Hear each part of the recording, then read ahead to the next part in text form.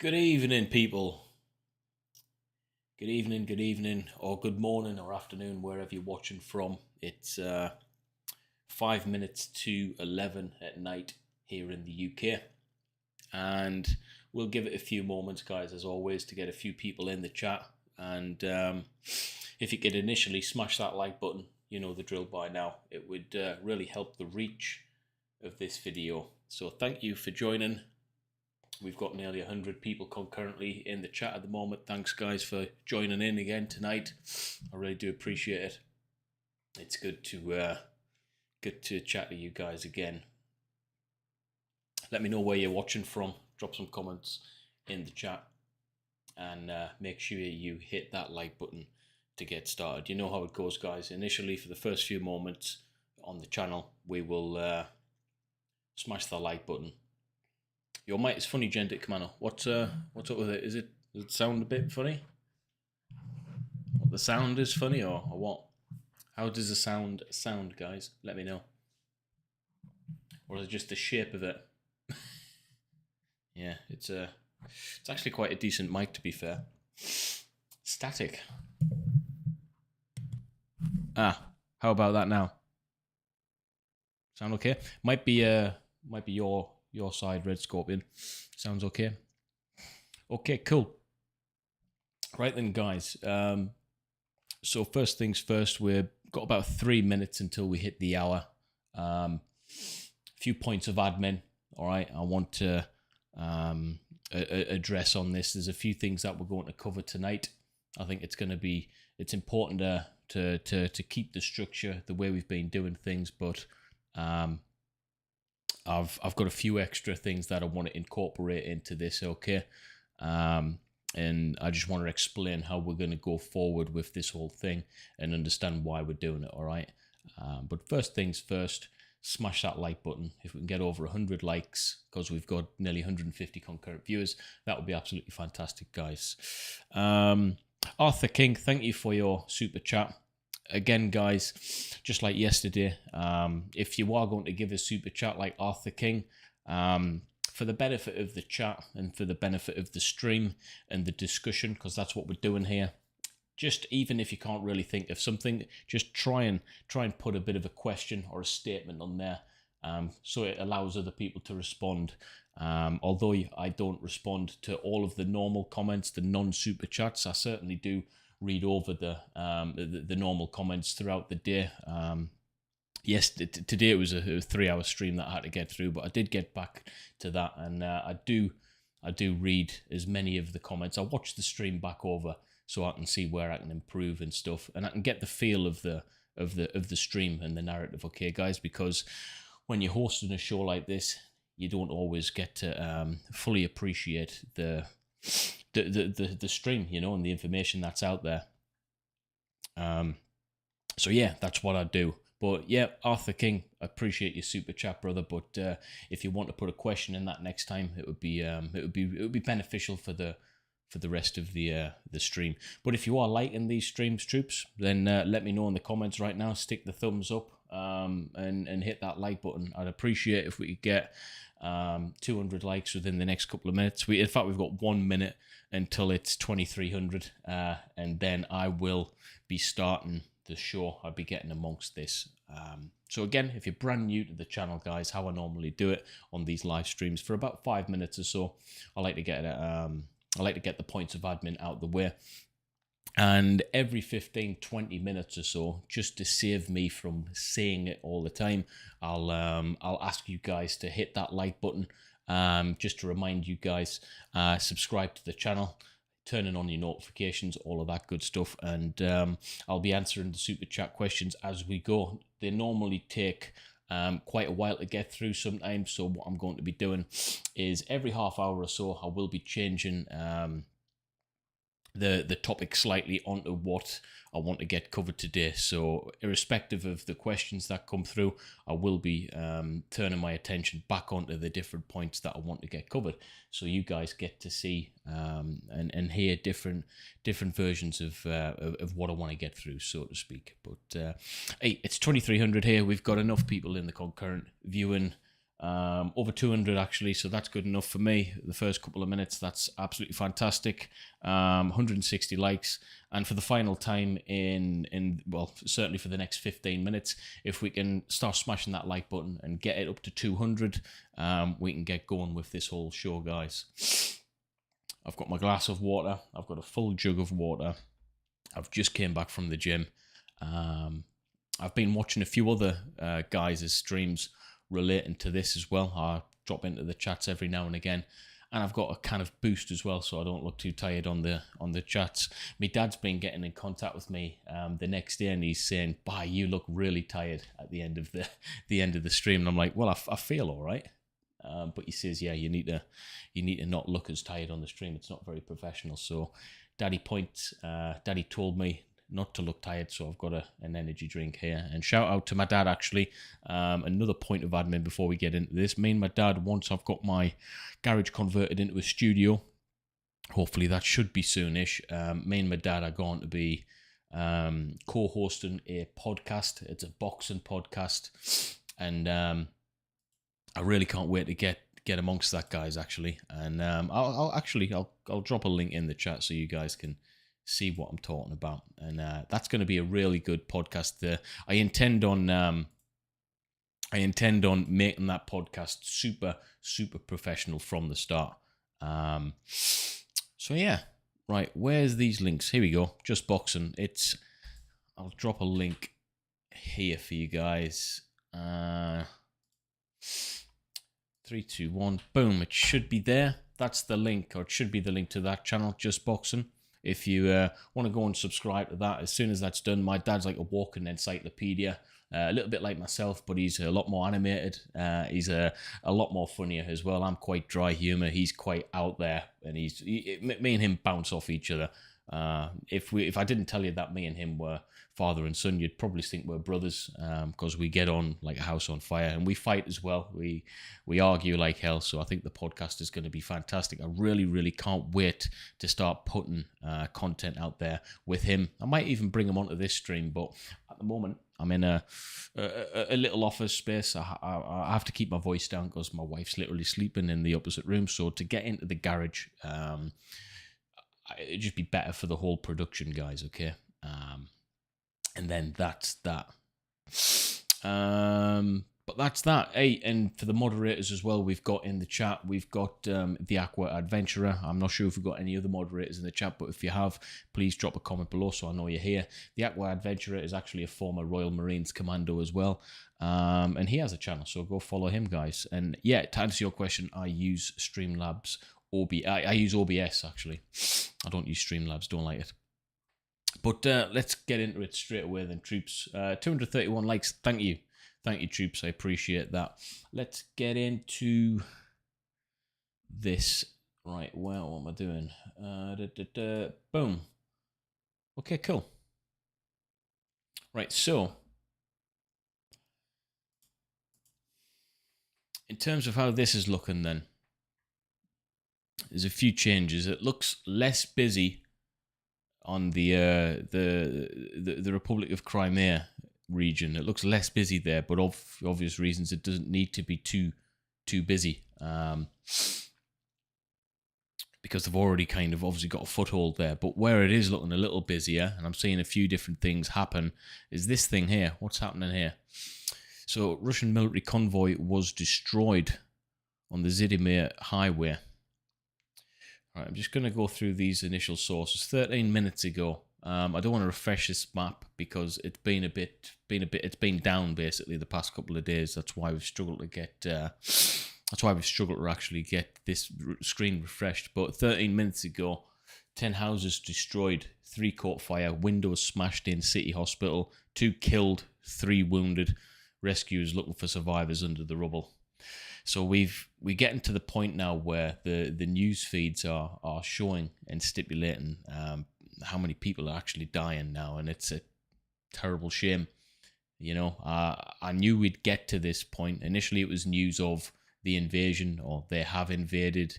There's an aircraft being shot down. There's a vehicle being damaged. But we're seeing a lot more of these where the news is 2's being killed, 3's being wounded, 50's being maimed, that kind of thing. So it's escalating big time. There's real life consequences happening now, and it's quite sickening to see, guys, as well. Just need to change one of these settings on the chat. There we go. Let me know where you're watching this from as well, troops. Drop a comment below. Aerial bombardment targeted residential house near hospital. Rubble on the site of strike. Damage to hospitals. This is the thing, guys. When you... So with the morality, there's a big morality issue here. When you're targeting residential houses near hospitals, the military, all right, especially Russia, they'll have intelligence on where they need to strike and why they need to strike there. But you tell me, what reason have they bloody got to strike residential homes? One, why would you strike a residential area anywhere? Never mind next to a hospital where they're going to be treating people. I mean, think about this. If they could have Russians in these hospitals as well. You know, let's just think about it from their point of view. Why would they do that? There could be prisoners of war being treated in these hospitals but they're that selfish. They don't even care for their own people, never mind Ukrainians. And, you know, the Ukrainians and the Russians in certain areas close to Ukraine are typically the same people genetically, all right? They're the same people. It's like when you hear the stories of how much Pakistan and India and the Kashmir border, the politics there and the amount of killing that happens and bloodshed on a day-to-day basis. But when you look at these people, they're the same people. They're the same people with a different border. You know, they're the same people, guys. And this is what is bloody infuriating. You go to Ukraine, you go to North Ukraine, and then the southern part of Russia where they both join. These people are the same, all right? Just got different politicians leading them. We've got a super chat coming in from Kevin Shields. Thank you, buddy. You're saying, what strategy would you utilize to take Kiev if you were Putin? And what would you do to defend Kiev if you were Zelensky? Hoorah from California. Hey, thanks for your service, Kevin. Obviously, you're a serving warrior. I can tell by the hoorah. And California, one of my favorite places on the planet. I still reminisce the days when I was there with the Royal Marines, actually. I absolutely love that place, and I can't wait. And I really, really mean this. I cannot wait to go back there, hopefully this year. Kevin Shields, thanks for that question. So there's two questions to that. And again, if I answer any of these questions, I'm not taking sides with anyone. I want to be impartial, but I'll just answer it in a hypothetical. So hypothetically, what strategy would I utilize to take Kiev if I was Putin?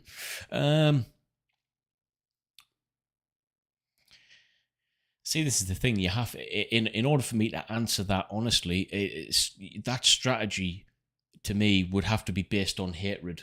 And I haven't got hatred in my heart in the same way he has. So I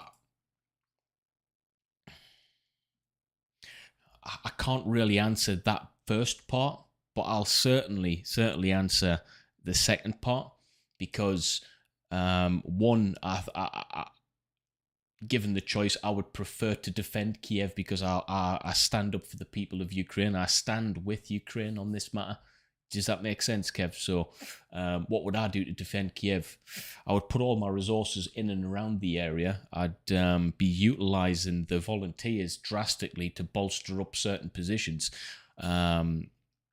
The thing is, you don't want to be using the volunteers for anything remotely strategical, all right? You don't want to be overwhelming their brains with how to soldier and putting them in small teams and, you know, doing skirmish missions and stuff like that. They just don't have the military knowledge. It takes a long time to get the grasp of that. I did one of the longest and hardest military courses on the planet in the Royal Marines.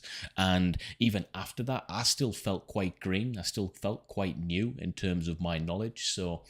and And that's scary. So some of these people haven't got any skill sets whatsoever. I'd use the volunteers to bolster up those positions, static positions, hopefully in buildings under hard cover, and literally just to point and shoot, right? So I'd get the volunteers, utilize them in the bulk for strategic places, but have good command structure in place of that, so people who know what they're doing. So they can literally just point weapon systems and fire with maximum effect and hopefully minimal repercussions. But Kiev's going to get bombarded, all right? I mean, that's how I would look at it. They're going to get bombarded from the air. They're going to get bombarded from the ground. We've already seen a massive Russian convoy on the way there. It's been static for a while, but it's still there, you know. So yeah, it's simple. You put your resources in and around that area, but you don't put too many resources in the fact that you might leave other places open. But Kiev is the capital city, and you know, if you take Kiev, you've ultimately effectively took the country. You know, because that's probably it's probably game over if Kiev goes. To be fair, where are you going to go from there? You know. Hopefully that answers your question, Kev. If anyone else wants to answer that question as well, feel free, guys. These questions aren't just pertaining to me. These questions are for everyone to answer as well, okay? Thank you, Kev, for your super chat, brother. There was another super chat came in there I think I missed. Where are we? Oh, yeah, Ross Baker. Hey, thanks for the super chat, buddy. You're saying, evening lad, do you think that Russian weaponry isn't advanced enough to hit their targets precisely? I do think Russian weaponry is advanced enough to hit their targets precisely. However, I don't think most of their kit is as advanced as people would think, all right? I do think they've got advanced weaponry and kit and equipment and soldiers and uniforms and munitions and artillery and all of that. I think it's partly upgraded and partly technologically advanced, but I think the bulk of their kit and equipment is under-resourced, actually. I don't think it's as special as they say it is. You know, we were talking about this last night.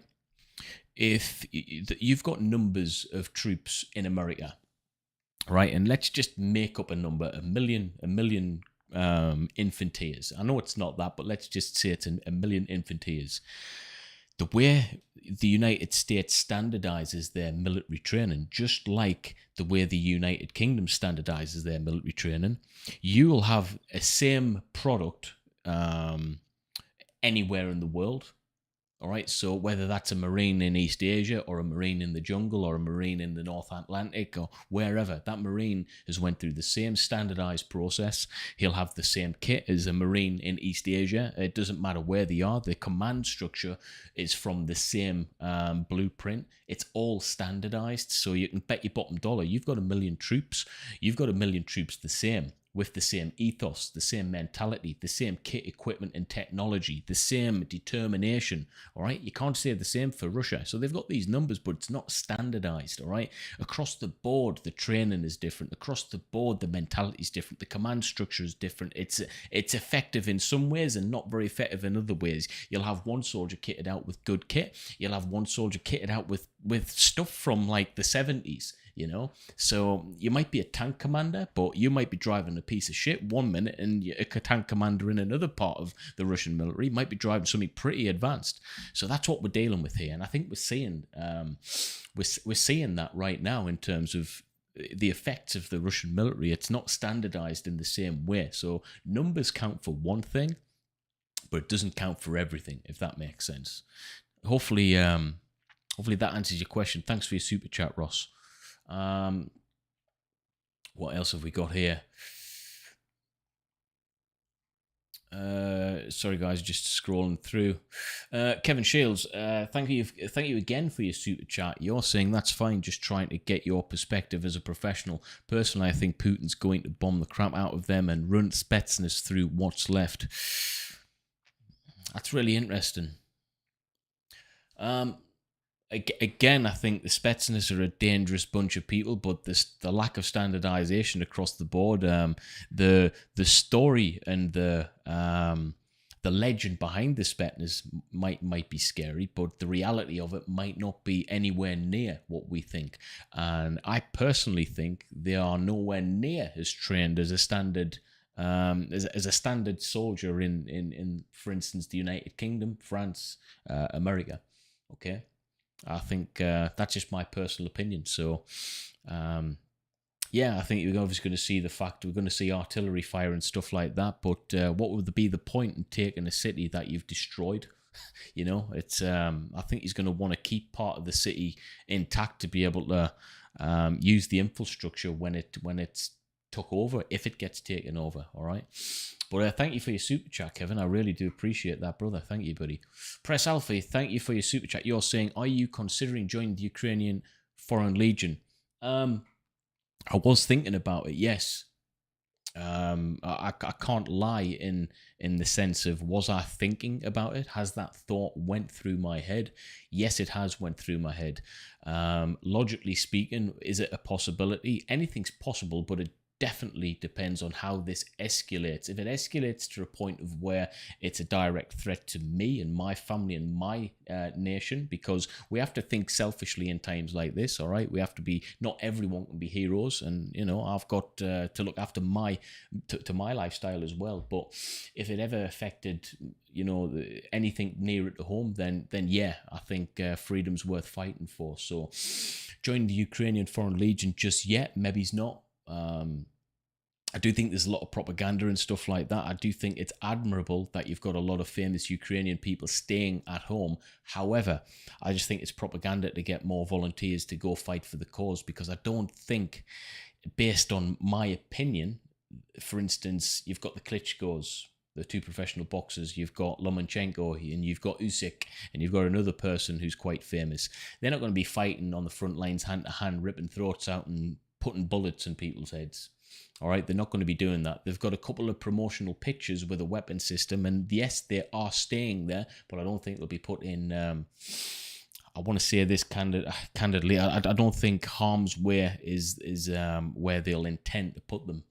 You know, obviously, being anywhere in Ukraine at the moment is a dangerous thing, but hopefully that answers your question, buddy.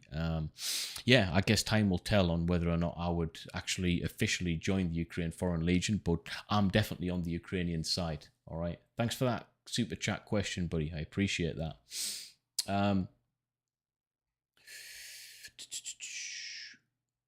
Right, where are we going with this? So the next super chat is Norman Jutras. Thank you for your donation and your super chat. You're saying, love your updates and live streams. Thank you. I appreciate the fact that you guys are liking these updates and live streams. I truly do. It's a pleasure for me to update on this. I mean, think of it logically. I am a military-based channel on YouTube. I do reactions to things. That is what I do. There's never been a time in modern YouTube history that we've been able to do something so current. Does that make sense? So it would be a stupid crying shame if I didn't do this. I have to do this. I'm obliged to do this. This is what I do on YouTube on a lesser scale. So the fact that something unfortunate like this has happened, fortunately, I have the ability to be able to go, this is my thing. This is what I can cover. I can cover this. This is what I do.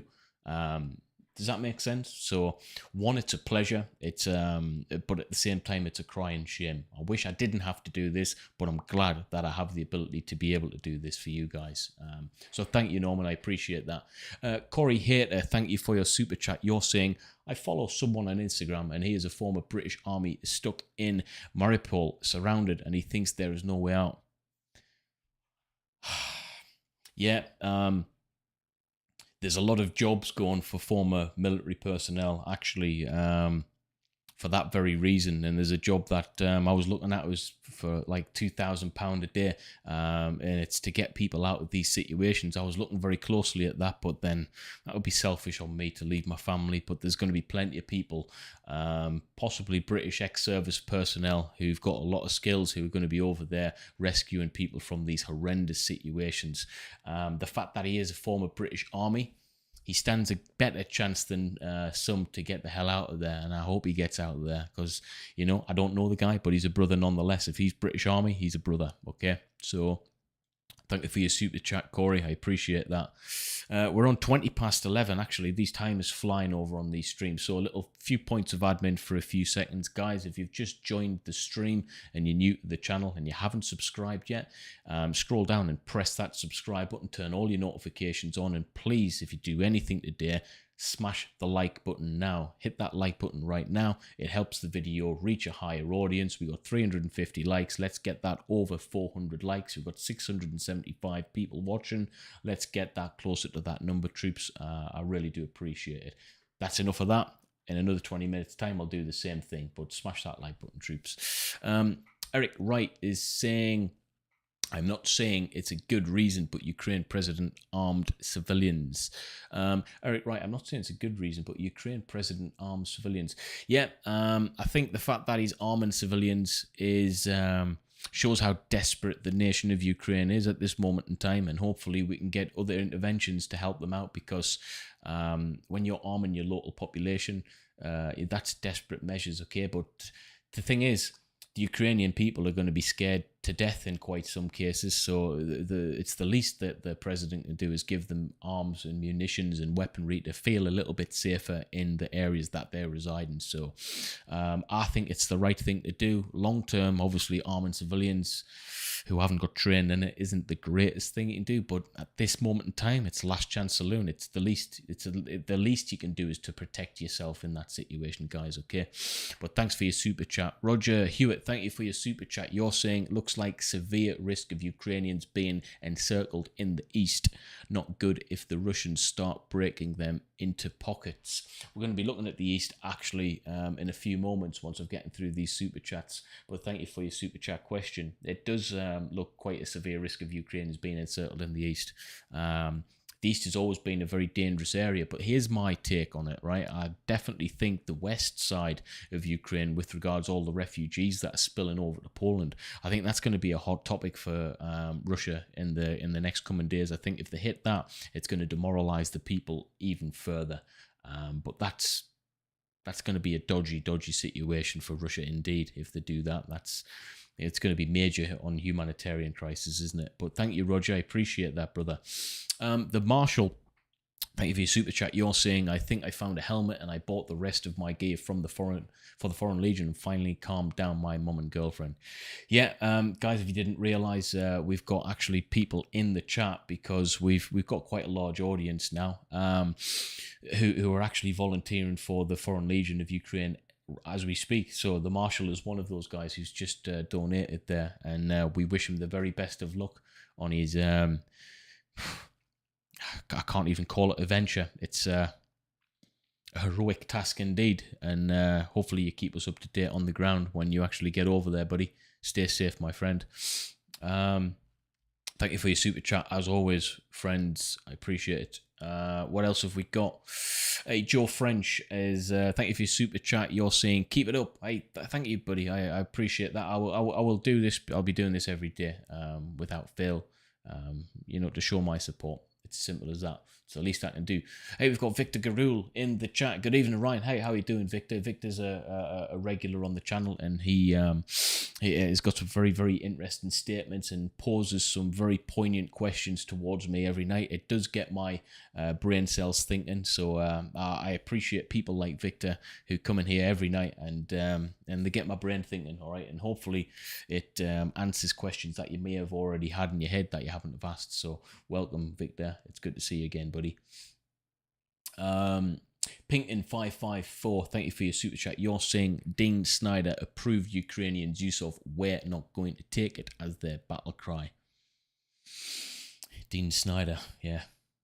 Fantastic, guys. Right, I think we're caught up with the super chats now. So, right, we're going to hit this map again. So we're going to actually look at the east side and see what's going on over here, guys.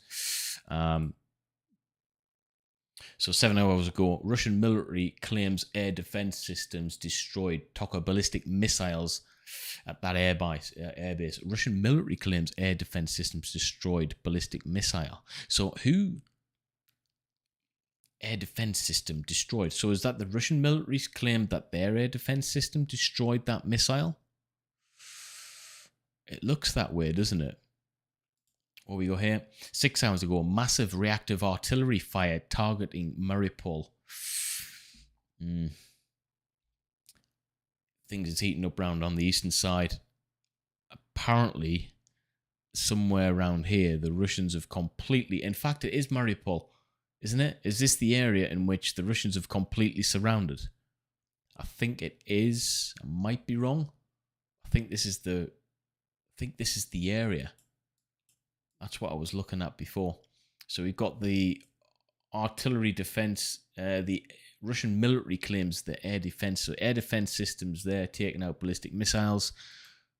We've got a massive reactive artillery fire here. So we've got bombs going off big time on this east side, southeastern side. 21 hours ago, internet connection has collapsed. The acting administrative centre of Ukraine. Right, so what we've got here, hopefully that can come into effect. Hoping Elon Musk has sent Starlink over there to counteract the fact that Russians going to be trying to take out their internet connections. And guys, I need not say this, but for those of you that don't know, that maybe haven't served in the military and you're not understanding of this, that we have a situation, we have a saying in the Royal Marines: no comms, no bombs. And what that means is no communications. You can't communicate to get certain things. No comms, no bombs. Without internet access over there, it's gonna change the situation big time communication wise to the outside world as well. So Elon Musk needs he needs to be recognized for that. All right, that's an extremely heroic thing. He might not be fighting on the ground, but he's keeping the fighting on the ground active and the communication networks going. Hopefully that's actually working right now. If anyone's got any information on that about Starlink and its effects, let me know in the chat. I'd be interested to see that. We might actually look into that a little bit later, guys, okay? Kevin Shields is saying, and thank you again for your super chat, you're saying, to clarify, I don't think the Spetsnaz are undefeatable warriors, but I also think after a week of bombardment, it's possible to go door to door with even basic SF training. But I also think after a week of bombardment, it's possible to go door to door with even basic SF training. Yeah, I think a week of bombardment is one, it's designed obviously to injure, maim, or kill massive amounts of people and infrastructure. It's that's what it's there for, but also it's there to demoralize those who it doesn't injure, maim, or kill. And we see that in World War II, all right? The constant bombardment of bombs, it demoralizes the individuals. It gives them mental health problems. It severely affects the morale of the military and the people who are staying there trying to fight, and until they have no fight left in them. So I agree, the Spetsnaz maybe aren't undefeatable warriors, but after a week of bombardment, which is probably what they're doing right now, is there going to be any fight left in the Ukrainians? I think there will be. I think the Ukrainian people are an extremely tough, arduous individuals, and collectively, you know, they're going to be shown how tough they are. Ukrainian people are an amazing bunch of people. Thank you for your super chat question, Kevin Shields, as always, my friend.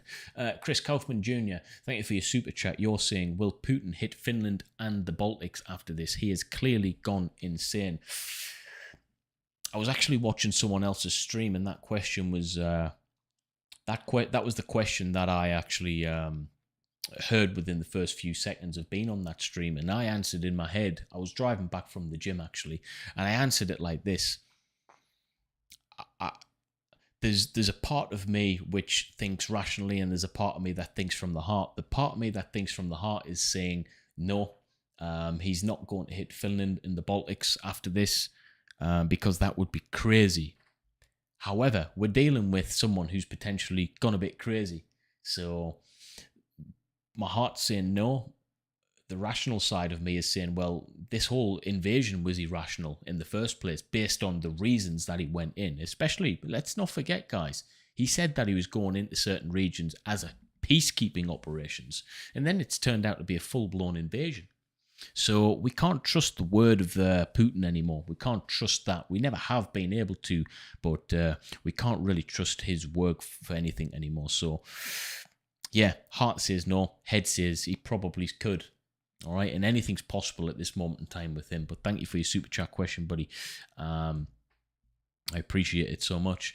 John Ham, thank you for your super chat. Make sure you get a question on that next time, buddy.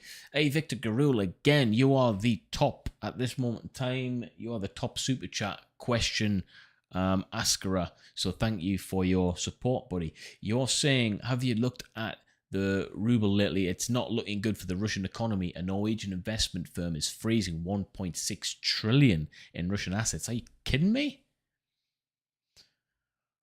I know there's, I know the stock market and stuff like that. I know there's been a massive hit in the economy, but we have to ask the question: why is Putin not really obviously bothered about that at this moment in time? That's the thing that scares me. We're dealing with someone who's pretty much gone insane at this moment in time. He's 69 years old. I said this before. Is there something we don't know about his health? That it just doesn't seem. I mean, we can't even mention the word rational and Putin in the same sentence anymore, can we? So I'm not going to go down that route. It's just, yeah.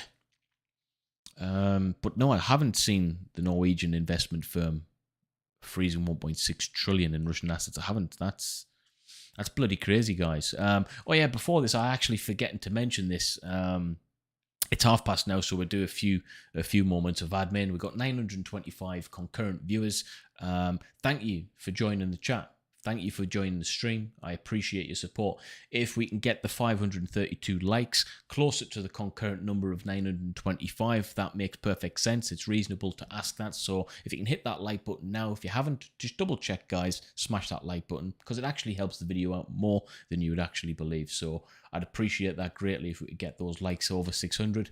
And if you want to become part of the club, the GenDip members club, then the link is in the description of the chat. So if you just click on that link and go through the process on there, there's a number of questions from the live streams that I try and keep a mental note of, and I post back to the club post stream. So it's just a little way of having a little bit more interaction on a personal basis with myself and the members. So if you want to become a member, like some of the people here with the icon next to their face and name, then you're more than welcome to join, guys.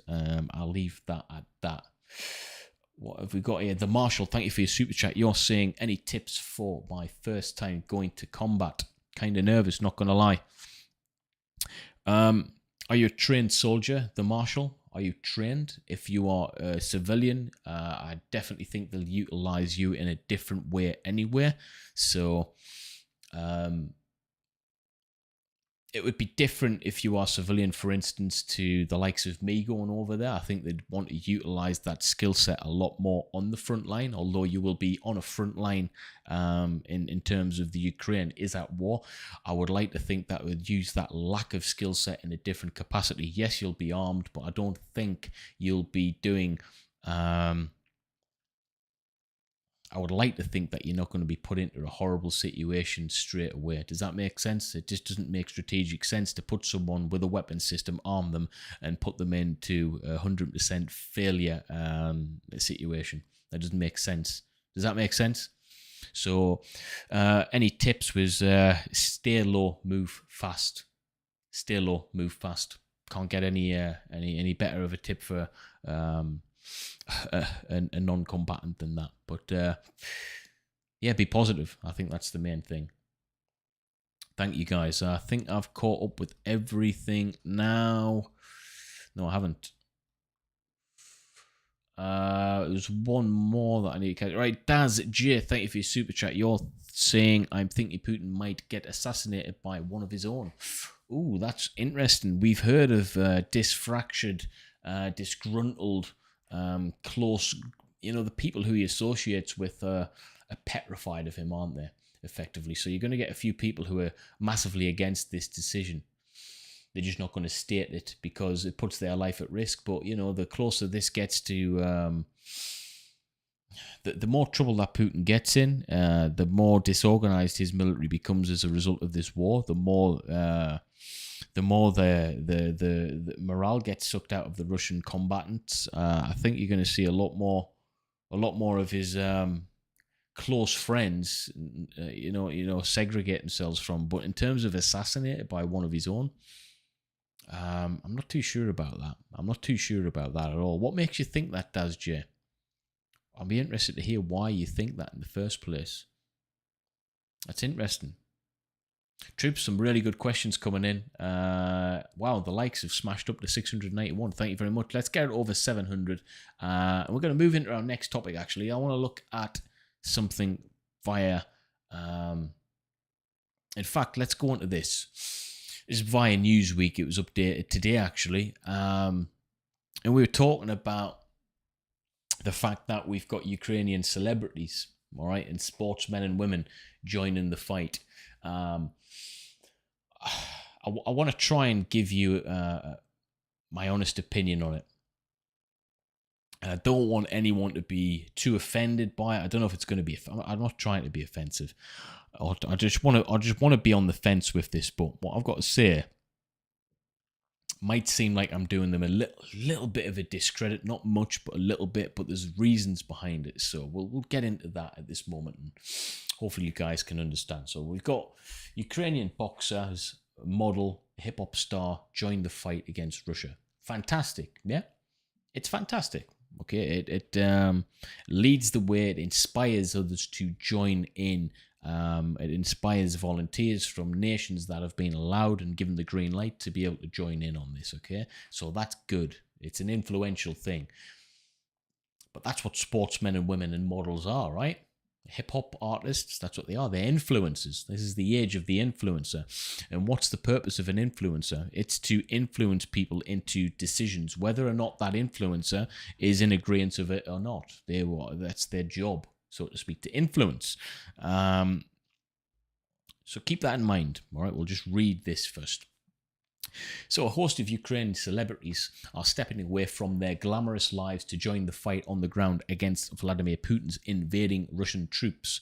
Peace was last week disrupted in the Eastern European nation, with Russian tanks seen rolling into the outskirts of Ukraine's capital Kiev as the conflict escalates. A local Ukrainian star who have made their names in boxing and hip-hop, as well as a former beauty queen, are taking the patriotism to the battlefield. So we've got Anastasia Lena, who represented Ukraine in the Miss Grand International Beauty Contest in 2015. So she's the model, effectively. Took to her Instagram account in the days ahead of the invasion to share photos of herself wearing military fatigues as she held an assault rifle. That's fantastic. But hold that thought. Captioning the image, the Kiev-based model and TV personality showed her allegiance with the hashtags Stand With Ukraine and Hands Off Ukraine. Okay, fantastic with that. However, she's an influencer. Are they really going to put someone like her on the front line to fight hand to hand against Russians? I mean, we're talking the Russian people, all right. We might not be in agreement with what they're doing, but they're hard sons of bitches, okay. And there's going to be some war. There's going to be some war-hungry Russians, all right. And she's not going to be capable. I'm just going to be honest. She's not going to be capable of being that effective. She'll be effective to a degree, but not that effective. Does that make sense? So what's the purpose of this? In my opinion, the purpose is for her to be able to influence a lot of other potential females in and around the region to be able to join the cause. Does that make sense? And don't get me wrong, I'm all for that, but I just want to say it how it is. That's what I think's going on here. Let me know in the comments if you agree or disagree, and if you want to super chat your statements associated with that, I'd like to hear what you have to say on that. Okay, but we're going to read the rest of this very shortly. I've just got a super chat we need to answer. So Kevin Shields, thank you again, brother.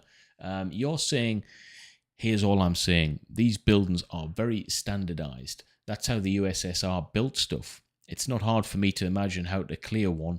Probably is even easier for Russian troops who grew up with them. I agree. They're very standardized, and actually, these Russian buildings. I actually was in the mountains of Albania, and those same style buildings were actually in the mountains there, and they're just big blocks with rooms, and inside the rooms are just block rooms, all right, with block corridors, everything's just block. Like you say, it's pretty standardized, and if you've grew up in one or you've been associated with one, you'd be able to clear that building with your eyes closed. You'd know every nook and cranny. So I agree with you, Kevin Shields, and I think it would be I mean, that's also in Ukraine's favor as well. Okay, so yeah, it's one of those things, guys. But I agree with what you're saying, Kevin. It's a pretty good point you make there, buddy. Frowning Fawn, I think I'm pronouncing your name right. Thank you for your super chat. You're stating, is it possible American or UK special ops in Ukraine, US secretly? So I will never personally comment on special forces, especially the United Kingdom. If our own government doesn't comment on special forces and where they are and what they're doing, then I'm in no position to comment, but I can speak hypothetically on that. And hypothetically, yeah, I think it is possible. I mean, why not? Hypothetically, you would like to think so, because that's hypothetically what they're there to do. I'd imagine there's special forces from all over the world there. I wouldn't be surprised. I mean, it's in everyone's interest in the free world to have the best of the best over there. Whether or not they're in a capacity in which we think, I don't know. But hypothetically, yeah, I'd like to think so. I mean, wouldn't you? Wouldn't you? I think, yeah, I think so is my answer. I think so. Possibly. What do you think, guys? It makes sense. That's one thing for sure. Thank you for that. That was a good question.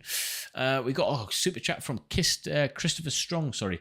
Thank you for your super chat. You're stating, since Belarus is becoming more military involved, do you think it's possible that Lukashenko could send troops down the western border to seize access to Polish-Ukrainian transport points? Yes, I do, and we spoke about this yesterday, and it's been on my mind because we're not seeing a lot of... in fact, let's go back onto this map, right? We're not seeing a lot of activity on the western side.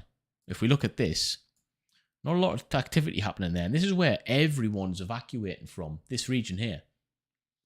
All right? This is where everyone's evacuating from, down this western corridor. I'm surprised Russia hasn't stopped that yet.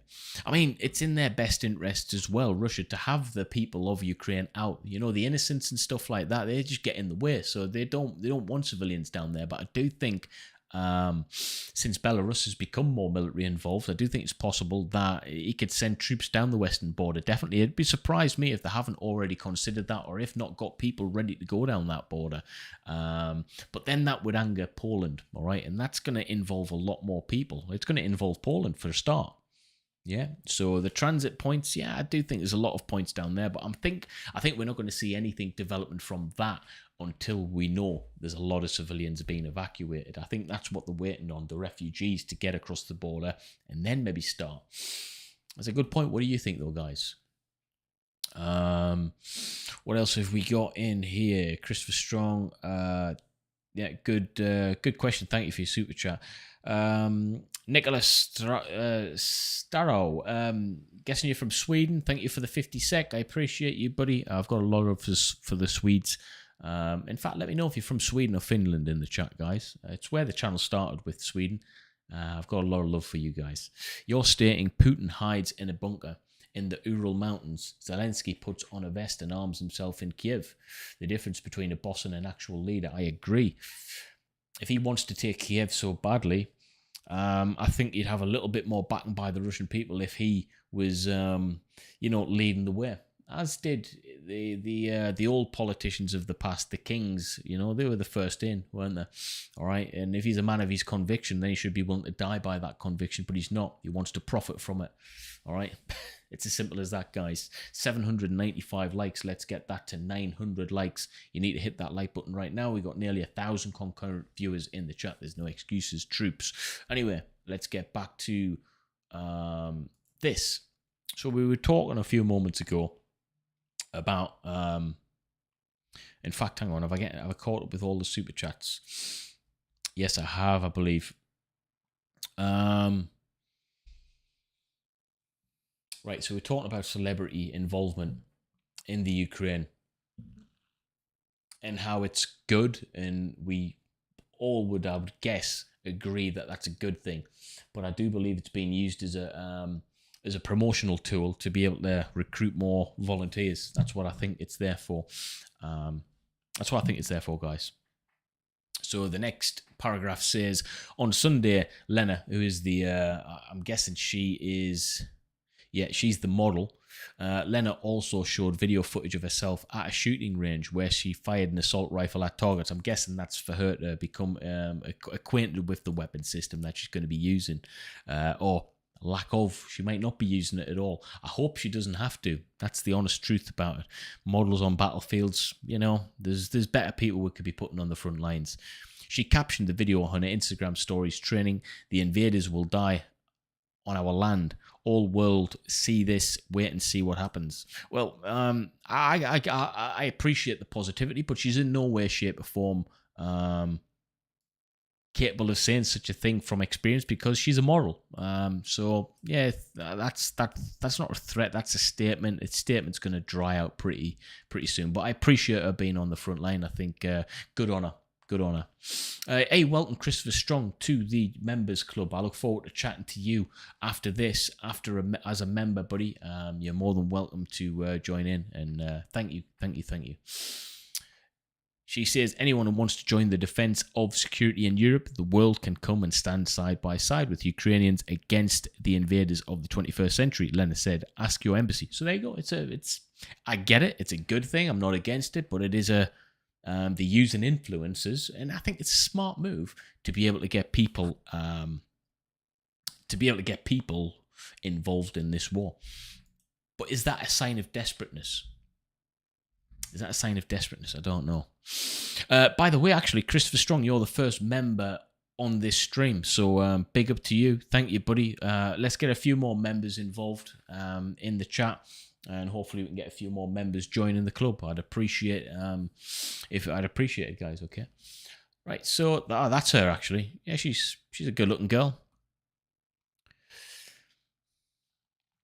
I don't think it's. I think there's better ways we can use people like her in a military capacity, though. I think if she's been, in fact, she's being used for it right now. She's influencing people to join the cause. So yeah, fair play to her. She's doing her job effectively. Sam Featherstone, cool name, buddy. Thank you for your super chat. You're stating new to the channel right before the conflict began. Loved it. Stayed with the British on Diego Garcia for 2 years. Do you think Belarusians will install their female president if things go wrong? First and foremost, thanks for your service. I believe you must have served to get on Diego Garcia. I've got a little story about Diego Garcia, actually. It was supposed to have been my last posting before I got out the Royal Marines. It was offered to me, but the reason I turned it down is because my wife is actually Mauritian, and if you'll know, Sam, Mauritius is about 600 miles southwest-ish, I think, of Diego Garcia in the Indian Ocean. But what a place, man. Were you out there with Marines? Let me know when you were out there, because I probably know some people who were out there. Did you go to the Brit Club as well? Is it what they call it, the Brit Club? Did you go there? You'll have had a few beers in there with the lads. Hey, thank you, Sam, for your comment. I appreciate that, buddy. It's good to have you on the channel. You should become a member, Sam. What else we got? Zypher Death again. You were here yesterday, buddy. I appreciate you returning to the stream. Yesterday, you said we'll talk about Pakistan and India conflict. Yes, so we were meant to talk about the Pakistan and India conflict. However, the Ukrainian interactive map, the thing that I use, was actually down. They've got they've been under attack, basically. As you can understand, this is it's a cyber war that's going on as well. So they were actually experiencing it. The host was down, so I couldn't do that. Hence the reason I released a video instead. But you'll know when I do that, because it'll be live, okay, buddy? But it's not something that I'm ignoring. But thank you for your super chat, buddy. I appreciate that. Kevin Shields again. Hey, Kevin Shields is the top super chatter of all of the streams, I think, at the moment. Thank you, buddy. You're asking, all right, I don't want to hurt the cause, but what am I missing? I feel like the best case scenario at this point is a long contracted insurgency in the Ukraine to drain Russia's resources. Am I missing something? No, I think you could be right. I do think the contractor side of things is going to be utilized a lot more than we think. I think militaries are going to be staying out of this, but we're going to be getting a lot of private firms in, because private firms can what? Private firms can earn revenue, and that's the thing. I think you might be right there. You know, we've seen the private contractors utilising the fact that they could make big money in Afghanistan and Iraq. Still to this day, we've got private contractors making a lot of money. I've been shown jobs and offered jobs myself for £1,000, £2,000 a day. Yeah, these jobs are coming in thick and fast, guys. So I do agree with that. I think this is going to be caused. This is going to be a private contractor thing. Russia's resources are going to run slow because of the sanctions that are going to be put on the people. But unfortunately, the people will suffer first, not Putin, which is one of those things. Thank you for your super chat, Kevin, as always. We've got Dom E. Thank you with the €10 super chat. You're saying, surely civilians with no combat experience, thrill seekers, etc., who have no business being on the front line, it'd be better at helping refugees, transporting, or other than being a liability on the front. Well, this is the thing. I think we need to maybe not believe everything we hear in the news. So when we're seeing things like, oh, I'm going to fight in Ukraine, what I do think will happen is they'll be put in a position where they might actually be helping out with refugees. They might have a weapon system with them, but they actually probably going to be doing a very different job indeed. I don't think it's morally correct or sound for politicians of whatever country to say, yep, you can have some of our civilians and put them on the front line. I don't think it's combat effective to do that. I think, if anything, having a load of people with no combat experience is actually going to be more of a danger to life. So I do think you're right in that, and I do think they will be utilised in that capacity, what you said, Dom. I can't see them being utilised in any other way, because that skill set, like I say, it takes a long time to learn. I class myself as a professional within that skill set. All right, but even I would be a little bit nervy. Do you know what I mean? It's something that takes a long time to be really good at. You're not going to be really good at soldiering within a week on the front line. Yeah, I think this should be utilised in a different capacity. But has a great super chat statement. Thank you, buddy. I appreciate that. Disgruntled Grunt, welcome to the Gendit Members Club, my friend. I appreciate your support, and I look forward to chatting to you as a member. I thought you actually joined as a member yesterday, but nonetheless, welcome. A couple of super chats coming in. Hey, Curtis Reynolds with the massive super chat. Thank you. You've got Lomachenko showed a map yesterday live to the whole United Nations, I think, that showed Russia's plan to take Moldova. Wow. So Moldova, I was talking about Moldova to my wife about 3 months ago. She was due to go over there with work, and I said, don't go to Moldova because things is escalating over Ukraine. And there's a lot of people saying, nah, it's south of Ukraine. There's nothing's going to happen. And I was like, well, you know, if you're not directly in a potential war zone, you certainly don't want to be next door neighbours to one. And Moldova is right next to it. So I can see why he would try and take Moldova after the Ukraine. It's similar for similar reasons as why he took Crimea. You know, these little areas will have a big impact. You know, you take loads of little areas, it's going to have a big impact long term, isn't it? So I hope that doesn't happen. I mean, he has to get past Ukraine first, and that's going to be one heck of a hard battle to fight indeed. Wow, 23:53, nearly at the hour. Guys, little few points of admin. We've got 900 people watching.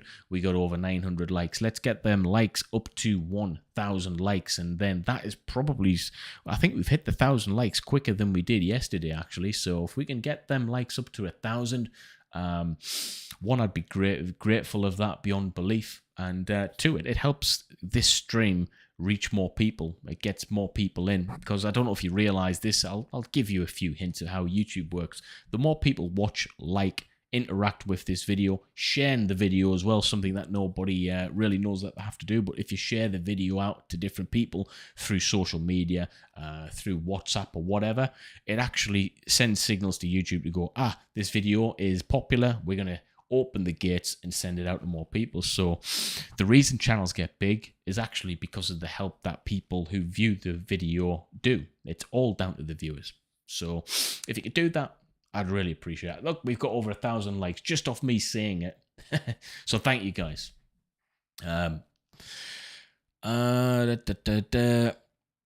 Actually, troops,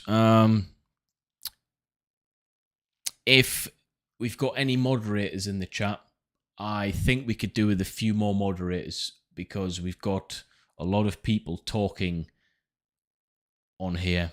So if any of the moderators can send me a recommendation who they think would be a good moderator on this, people who are, quite loyal talking on here and stuff, let me know in the chat, because we do need a few more, I think. Curtis Reynolds, thank you for that massive super chat question. It's appreciated, brother. We've got another one from Gargame Gold. You're saying Dylan Burns TV just did an interview with Ukrainian military trainer who immigrated to Canada and is going back to Ukraine to help out. You should watch it. I will watch that after this, buddy. Thank you for the recommendation and the super chat. Sam Featherstone, welcome to the Gendit Members Club. I knew you'd join, buddy. I look forward to speaking to you after the stream in a private group post. As always, after the stream, that's what we do. Welcome. You're very welcome here. Frowning Fawn, thank you for your super chat. You're saying, in America, never a former Marine.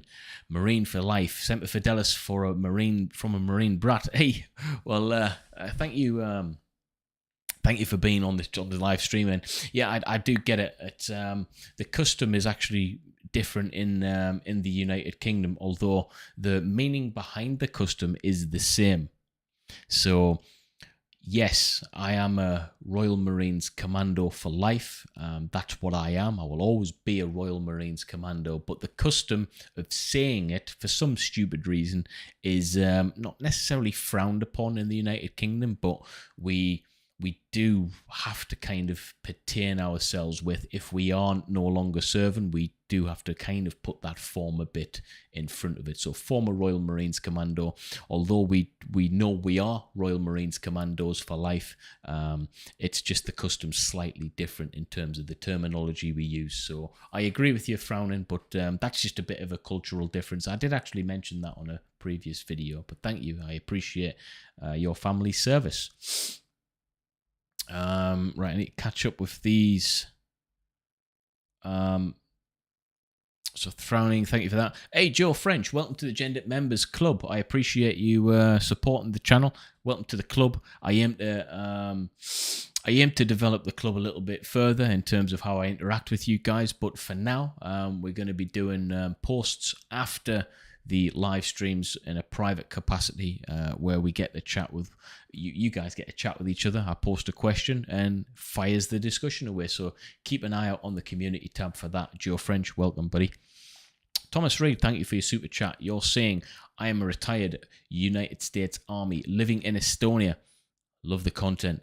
Mercs/freedom fighters to Ukraine likely to be in support roles unless they have experience. I think so too. Thank you for your service first and foremost, Thomas Reed. I appreciate you. You're a brother. It doesn't matter what country you're from, but I think the fact that you're from the United States, our history in the United Kingdom and USA, we're one of the same. Our genetics are very similar, and yeah, you're a brother. So thank you for your service, my friend. Dr. Shoots. That's a cool name. Thank you for your super chat. You're saying, is there a way we, viewers, can reliably and quickly get info to military intel? I know they have people, but I don't know how many of them have time to comb the map meters at the time to search and watch cams. I don't know. Reliably and quickly get info to military intel. I don't know. I don't know, actually. I can't answer that because I don't know. Sorry, Dr. Shoots. If anyone else wants to answer his question or her question or whatever, then yeah. Sorry, buddy. But thank you for your super chat. Mad8. Thank you for your super chat. You're saying, I've been to the Brit Club. Hey, 3 months in 01 and 6 months in 04 US Navy. Crazy place. Fought a lot of Brits there. You will have fought a lot of Brits there. Oh, man. Good memories, eh? I bet that seems like a lifetime ago. Thank you for your service, Mad. I appreciate that, buddy. Good times, man. It's amazing how I can be speaking to you guys, never seen any of yous before, and we share common ground. We share common knowledge. We share situations where we understand. So I understand that situation that Mad's been in. We're talking about things that both of us have experience of. I think that's fantastic. All right, this is a cool community that we've got going on here. All right, and you guys should feel part of it. If you're watching this now, you should feel part of this community because you are. You're part of it. Yeah, I'm proud, man. I'm proud to be able to do this, guys. Honestly. Zypher Death, thank you for your massive super chat. You're saying yesterday an Indian student died in bomb shelling, but his roommate says Russian opened fire and civilians now. Modi sending in Indian Air Force for rescue while Pakistan gets sanctioned for UN. Right, so where is Modi sending Indian Air Force to? I'm guessing you're talking, it has to be Kashmir, right? Because if it's anywhere else other than Kashmir, I don't think Modi would be sending in Indian Air Force because India's got a reputed history of never attacking anyone, only in defense. So if you could give me a little bit more context to that, Zypher, I'd appreciate that, buddy. Thank you for your super chat. Alan Wallen, thank you, buddy. I've seen you yesterday in the chat a few times as well. Welcome back, brother. If you haven't become a member yet, Alex, then you need to, brother. Alex Wallen's saying, when the massive convoy arrives and if the Russians get bogged down in Kiev again, I wonder what sort of logistic pressure that will put on them, considering there are only a handful of main roads going down from Belarus. I actually think that the Russians are under massive pressure already. I think that they're under massive pressure logistically already. I genuinely, credit where due. However, I have to be honest, the one thing that lets Russia down militarily, it seems to be their logistics is terrible. It's always been terrible. It continues to let them down. And that comes from, I think, bad leadership from the top. And people not wanting to be there. And that's because they don't support the decisions that are being made from the top. Does that make sense? Yeah, I think the logistical pressure is already there. I don't even think they have to wait for that and wonder what sort of logistical pressure is going to be put on them. I think the logistical pressure is already there, Seriously, I do. Great statement, Alex. Thank you, buddy. We've got a few more stuff coming in, guys. Where are we at? Alex. Tristan. Wow, thank you for the 50 CA. I'm not sure what's CA. What is the CA? Canadian dollars, potentially? Hey, thank you for the super chat. You're saying super effective. That's a cool gif. Thank you, my friend, for that massive super chat. I appreciate that, buddy. Billy Adkins. Wow, this is just taking me back. I actually served with a guy called Billy Adkins, but it would take away the D and change it to a T. Billy Atkins. You just reminded me of this guy. Ah, man, I miss him, actually. You're saying, did you see Russia bombarded a hollow? Oh, no. No, I didn't see that, Billy. I don't even want to search for that on the news. I don't even want to search for that.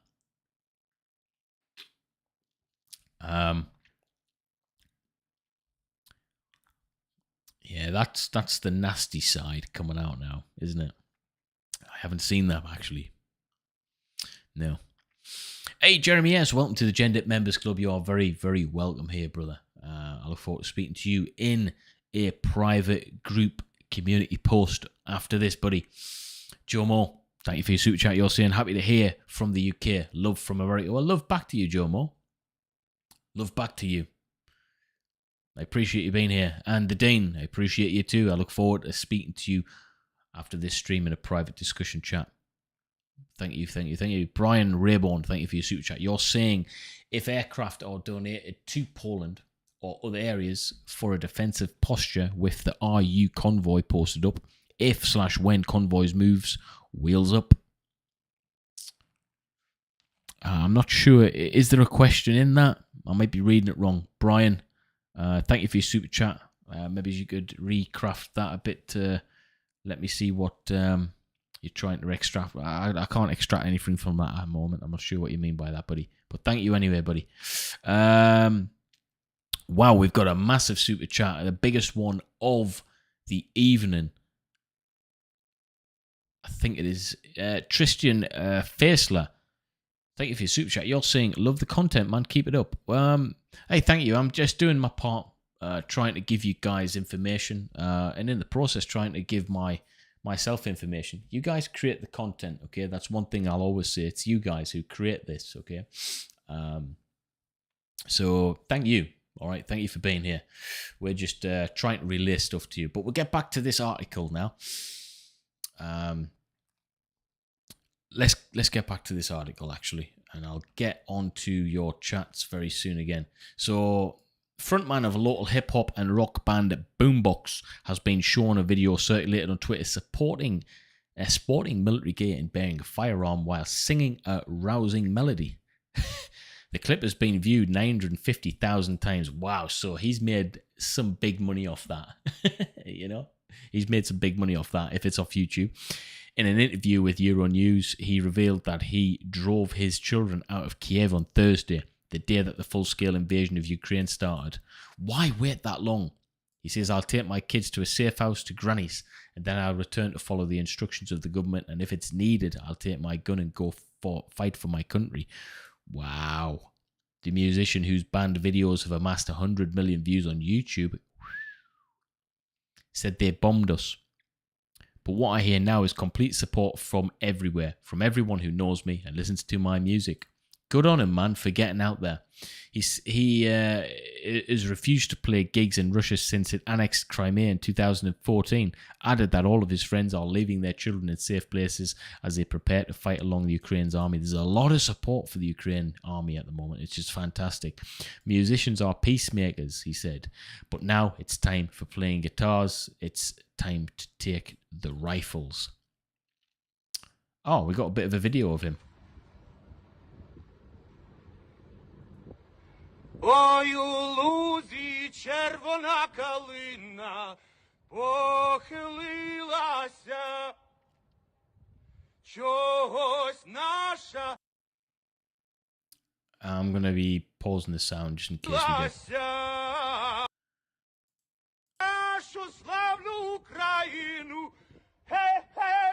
Right, so we got a guy singing there. That's him. Fair play to him again, but I do think it's aimed at getting people involved as volunteers. That's how I think this whole thing works, guys. All right, I think it's designed in that way. These are influencers, like I say. I'm just looking at it. If I went and did this and I posted on my Instagram or my YouTube, effectively influencing people to join as well. That's how it is, isn't it? So this is a promotional thing. I would hate to think that these individuals, these celebrities, are put in the firing line. I don't think they'll be utilised in that way. Although on the pictures it looks like it, I don't think they'll be put right in harm's way. I might be wrong though. I hope I am right. I hope I'm right. I hope these guys aren't put in harm's way. Does that make sense, guys? So we back on to the super chats again. We've got quite a few questions coming in, guys.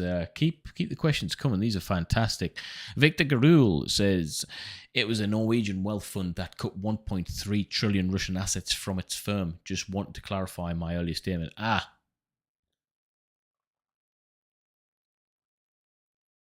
So if it's a wealth fund, does that mean the people who put their money into that wealth fund have effectively lost their money?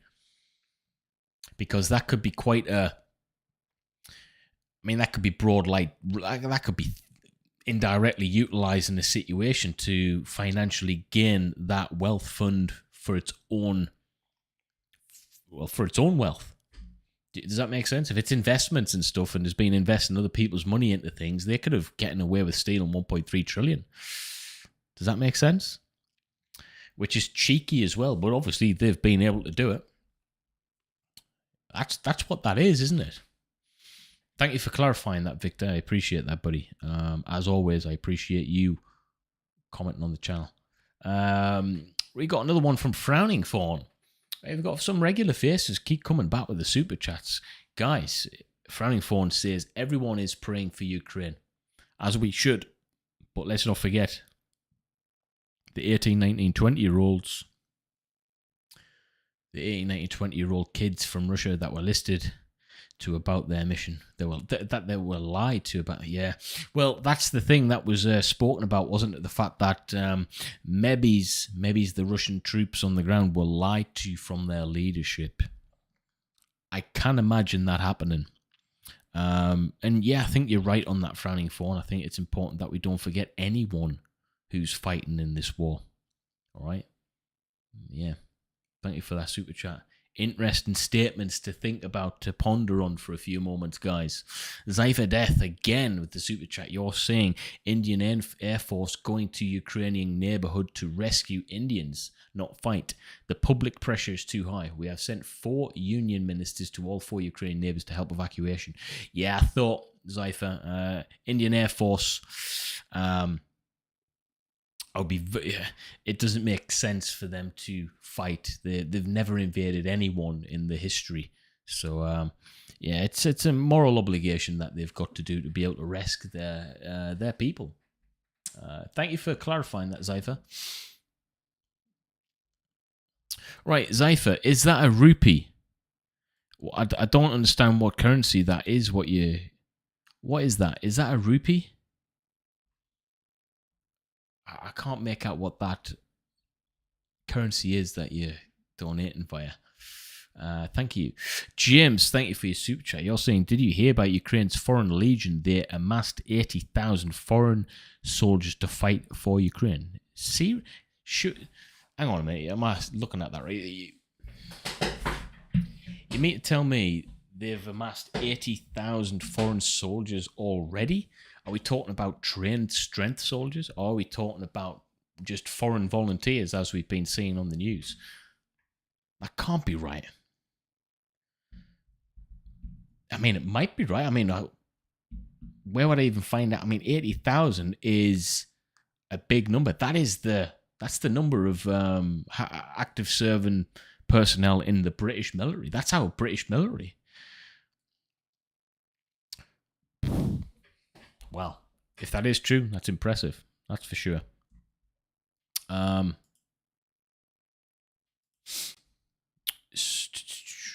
Hey, Lethal Fetus. That's a fantastic name. Welcome to the Gendip Members Club, my friend. Guys, we've got some fantastic individuals part of the club now. I'm open for ideas as well of how you'd like that club to be developed. Because at the moment, rightfully so, we're going to be sticking to post. We're going to be posting private. What's the word? Private posts aimed at creating discussions around certain topics that mainly come out of these live streams. So that's what the Members Club initially is going to be for. You get your nice little icon next to your name when you chat as well. It's pretty cool. Right, let me read a few of these comments here.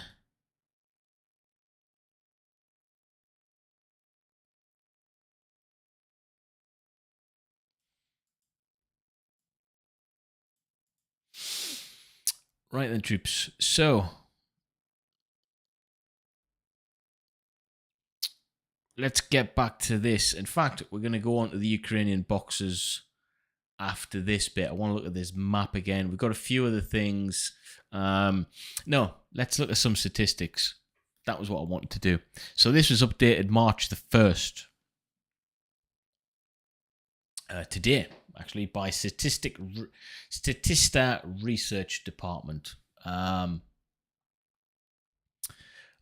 think it's interesting to put a bit of meat on the bones in terms of the statistics, because it gives a different picture than what you might think, or what narrative you've been reading, or what news outlet you've been watching. It gives a bit of meat on the bones, so to speak. It's coming up midnight here in the UK. We've got 833 wonderful concurrent viewers watching. That's really strange. If there was an audience in front of me of 830 people, that would be quite overwhelming. That's a lot of people, guys. So, well, thank you. There's over 800 people watching this. This has been played back over 16,500 times since we started a little over an hour ago. If we can get those likes to 1,200, I'd really appreciate that. All you got to do is press that like button. And I want to emphasize this for a few moments. If you're not subscribed, subscribe to the channel, hit that subscribe button, press all notifications on. And this is one thing I want you to do that not many people do, but if you could do it, you'll see a drastic change in the viewership of this. If you can literally press on that share button and share this video via Messenger on Facebook, via WhatsApp, via LinkedIn, anything like that, it takes a couple of seconds to do. If you could do that, then I'm going to send peace and love your way and positive vibes. Trust me, no, I'm sending it right your way now. So if you could do that, guys, just do that right now. I would super appreciate that, because I want to become, I mean, if I can become a million subscriber channel on YouTube, it will enable me to be able to at least compete with the likes of few of the, I want to fight someone like Jake Paul. I know this is not the place to talk about it. We're talking about Ukraine, but that's what I want to do. I want to fight someone like Jake Paul, kick his ass. I want to do it for our veterans. I want to do it for the military. I want to do it for you guys. I want to be that normal guy to kick his ass, or someone like his ass. And I need more subscribers. Simple as that. But anyway, that's enough of that rambling. Let's get back on track. Okay, so we got a few more super chats coming in. Some great questions tonight, guys, actually. So thank you for thinking of some great statements and questions to ask. Setcat says, do you think it's possible Putin could decide to abandon the ground assault on Kiev out of the anger, frustration, simply send off regular ICBMs to flatten it? Do you think it's possible? Well, it is possible, yes. But would he do it? It doesn't make strategic sense for him to do that.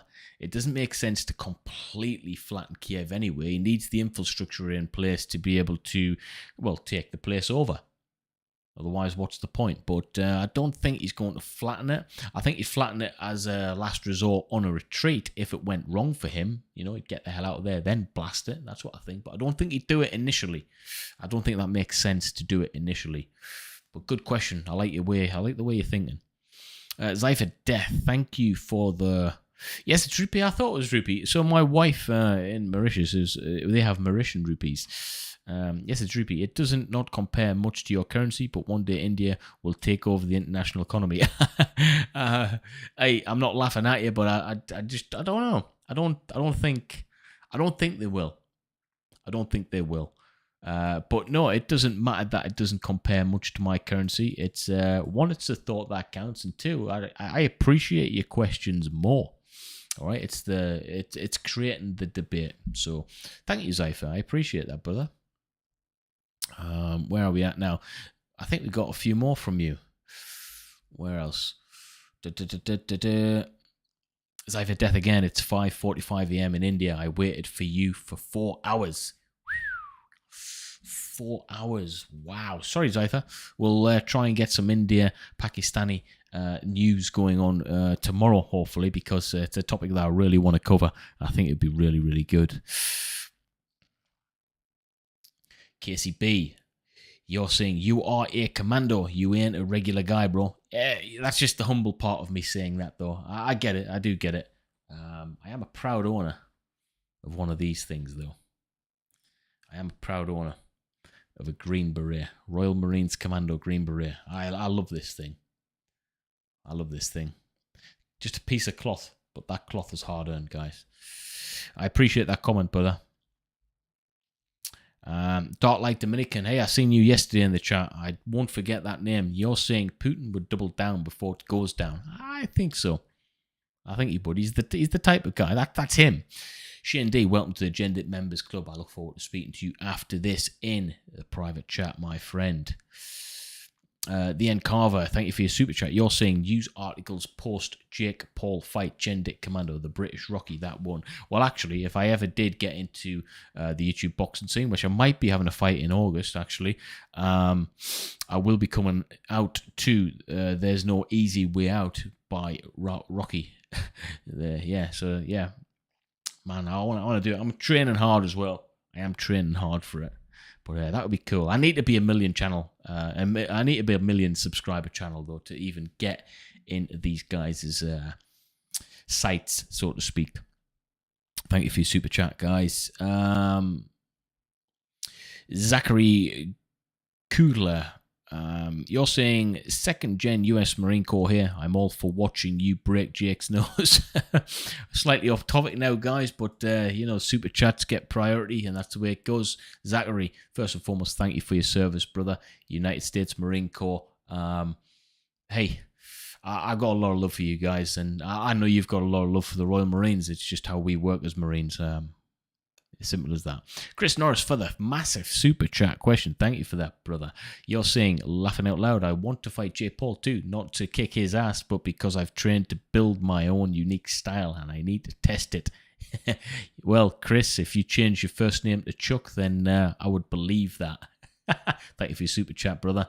I appreciate it. Let's get back to this then. So, Russia-Ukraine conflict 2021-2022 statistics. So it's stating on here, we're just going to read through a few things. The military and diplomatic tensions between Russia and Ukraine intensified in the fall of 2021 when the Ukrainian officials reported that the Russian government placed 100,000 troops near the border with Ukraine. Now, by February 2022, the count was stated to have doubled. On February the 21st, 2022, Russian President Vladimir Putin announced that Russia recognized the independence of the separatist Donetsk and Luhansk People's Republic, the DPR and LRPR. 3 days later, Putin launched a military operation in Ukraine, reportedly to protect residents of the Donbass region from the Ukrainian government. This is where he was trying to tell us that it was peacekeeping. We all knew it wasn't. It was a launching strategy into the war. So he lied about that. Now, this is really interesting, guys. Let's have a look at this. Big differences between parties. Military capacity of NATO. We need to remember NATO in this, okay? Let's not forget NATO. And this will give a little bit of meat and flavour as to why Russia is acting the way they are. Military capacity of NATO, Russia and Ukraine as of 2022. So this is current. This is present, all right? First thing that'll stand out there, let's forget about NATO at the moment. Let's look at Ukraine. Active military personnel, 20,000. Okay, 20,000. Russia, 850,000. Dwarfs Ukraine, right? Dwarfs them. But NATO isn't too pally with Russia. But they are too pally with Ukraine. So forget about this 20,000. We can just forget about that. All right, that's nothing. Forget about Ukraine. The real enemy of Russia, or should I say, the real problem for Russia is that there, 3.3 million. All right, 3.3 million. That's actually who Russia's up against. So when everyone's going, you can be scared of Russia doing this and that. Russia's a bully. 3.3 million NATO allies. Ukraine's got nothing to worry about long term, I think. Short term, they're invaded and everything else, but if it escalates, Europe has got nothing to worry about. Look at this. NATO is there for a reason, all right, to kick ass when need be, and they will kick ass. And NATO allies are standardized troops, all right? They're kitted out with money from America and every other country that's involved who's donating to NATO. So the bigger picture is not as scary as you might actually think, guys. Does that make sense? What's your take on that? Drop some questions below. Hey, Matthew Thox with the super chat. You put a question in there next time, buddy. Matthew Fox, thank you, buddy. Joe Mitchell, thank you with the £5 donation. Super chat. You're obviously from England, buddy, because of the pound. Either that or from Gibraltar. You're saying if the SES or SBS are in Ukraine, would they be fighting or surveillance? Again, I can't comment on what special forces do because I understand the nature of their job, and just like the government, I will never comment officially on them. I would never know anything officially on them anyway, but hypothetically speaking, they probably wouldn't be fighting. It would probably be in a surveillance capacity, but that would be only for the movement or to free up movement of troops on the ground there. So I don't think I don't think we'd have to worry about them actually being in the area, if I'm honest with you. Not at this point. Not at this point, anyway. Good question, buddy. Joe French, thank you for your donation. Your super chat question is, do you think the world is frustrated with NATO, the UN, and the US? Everyone thinks the US is the world police. Well, this is my take on it, Joe. Who would you rather have as world police? Yes, they are world police. They're world police because they pay more money than anyone else to be world police. So I agree with that. That's a statement. It's a true statement, and it's a fair one. But they put more money into it than anyone else, by far. So who would you rather have as world police is my question. And it has to be the biggest and powerfulest at the end of the day, and the richest. I don't think the world is frustrated with NATO. No, I don't think so. I don't think so. I think everyone's too trigger happy to get them involved. But at this moment in time, we need to be logical about it. NATO is there to protect NATO. NATO's not there to protect not NATO. Do you understand? So, you know, if Ukraine comes part of NATO, then that's a different kettle of fish. They pay to be in the club. They accept certain rules and regulations and guidelines under the terms of NATO. So they get protected as a result of that. There's a fee to pay. There's a price to pay. There's rules to follow. That's the way it is. You know, it's just like being a member of society. By actively being a citizen in a country, you agree to the rules and regulations of the land. And if you don't, you're not a part of that country, you denounce your citizenship, then you're not don't expect to be protected by the rules of it either. It works both ways. So I think NATO, I think people are trigger happy with NATO, but hey, unless you're in the club, you know, you don't get the benefits of it. Does that make sense? Thank you for your question, buddy. Vitalik Nazaruk, that's a cool name. Thank you for your super chat. You're saying Russia is empire of evil and jail of nations. So that's a statement there then. Okay. Cool. Right, let's get back to this then, troops.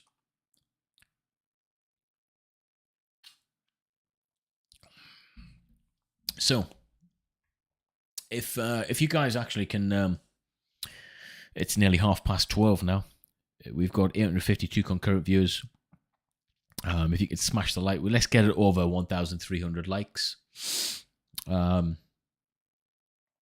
You just have to press that like button. And yeah, I appreciate that, troops. There we go. We've hit 1,300 likes. Let's do something actually. For those who don't normally comment, all right, those who don't normally comment, I want to get the comments flying on this. I want the comments to be flying for the next minute so fast. People putting comments in that I can't even read them because they're going that fast. I want the comments to be blasting, guys. So what I firstly want you to put is how old you are, where you're from, and what your view is on this whole thing. Let's get the comments blasted. Where you're from. Let's go. Let's get these comments blasting. Actually, we've got some super chats coming in now that we need to answer again. So we got Olo 1982. Nok, is that Norway? Is that Norway? Norway Krona, I think. Thank you for your super chat. You're saying, what do you think about experts saying this is the beginning of the end of Vladov Putler? He seems to get more and more desperate. I think the experts are right. And I think if the experts can feed the brains of the many, of the masses, and get everyone to think that as well, then everyone will start believing that. And guess what? That positive energy, and it will be negative for Putin, and he's going to start believing in it himself, and then he's going to be forced into a corner. So yes, I do think it's the end, the beginning of the end of this man, whatever the end may look like. KCB, you're saying it's not a matter of how bad we would beat them if we get involved, and we have two very unstable countries with their fingers on some buttons. Yeah, it's true. We have to be very careful about that because although the nuclear thing is being used to scare the masses more than I think it should be at the moment, especially via the media. I get why, because it is a possible threat. I just don't think this is the war in which that happens. I don't think that belongs in our society now. I don't think it's part of our history. I know I'm not going off fact or anything. I'm just going off feeling. Sometimes you have to go off feeling. I just don't feel as if the buttons are getting pressed. I just don't feel that that's in our destiny right now. Do you know what I mean? And I think a lot of people feel that as well. That's what I think. But thank you for your super chat. LB Butcher, thank you for your super chat. You're saying most of us in the States don't want to be involved. We came in, shed blood, and then 10 years later, other countries bitch about us. Nope, yeah, it's true. That's one thing I'll say. No one complains when America gets involved and sorts stuff out, but when it goes wrong, they're quick to complain. But look, there's always going to be politics behind it, but I just think about the lives lost and the soldiers that I've served alongside. When I went to the States, I've seen firsthand how the United States Marine Corps, the US Navy work, certain elements of the US Army, and they're the most professional hard asses I've ever worked with in my life. I worked with the Dutch Marines, very, very fantastic individuals, all of them over 6'2", all of them got long, beautiful hair that they look after, smelt nice as well. I've worked with some fantastic individuals, and soldiers are, they're the best of us. They get asked to do the worst things, but they're the best of us, okay? So that's what I care about, the person behind the uniform. Does that make sense? Right, I need to catch up with these chats, guys. Sorry. Got loads of people commenting where they're coming from. That's what I like to see. Zypher Death. Wow, you're doing a lot of commenting, buddy. Thank you. I appreciate your comments. Russian oligarchs openly speaking against Putin's war after their assets got sanctioned. And what do you think about China's take on this? Because shows USA is weak and also USA's economic reliance on CHN. I don't think USA is economically reliant on China. I just think it makes more economical sense for them to be reliant in some ways on China, but I don't think they're economically reliant. They could take the hit in many ways, especially in the manufacturing side of things. America could manufacture everything that China does that we buy and import, but they just choose not to because it's cheaper to do it the other way. But they're not reliant on them in a way that we couldn't change that overnight. We've got people like Elon Musk in America, remember, who could literally change the way we do business in terms of import and exporting goods forever if we wanted to. It makes sense. And you've got to remember one thing. Who's reliant on who? Is China reliant on the United States and England and other parts of Europe to buy their goods to stay economically savvy? I think China's more reliant on us to buy them. If we stop buying goods, China's economy would take a massive hit as well. So who's actually reliant on who here? That's the question that you need to think about, guys. Remember that. That's what you need to think about. Hey, we got 1,394 likes. Let's push that over 1,500, guys. Let's get them likes over 1,500. And that would be absolutely smashing, guys. Anyway, I need to get back on the super chat trail. Hey, Dustin fella, welcome to the Gen Dip Members Club, my friend. I'll be posting a community tab comment after this, and I will be answering and speaking to you directly as a member in a private discussion after this. Dean, welcome. Dustin, sorry. Radicos84, thank you for your super chat. You're saying, I know some of my fellow Alaskans are a little scared of all these goals. Yeah, hey, Alaska, people forget about that. US territory, but literally a tiny bit of ice separates you guys from Russia. You could effectively cross in certain points, can't you? So yeah, Alaskans have got a lot to be nervy about at this moment in time. I think the thing that you guys can be rest assured of is that's a pretty hostile land, isn't it? It's pretty hostile indeed. So yeah, Alaska's a funny one actually, geographically.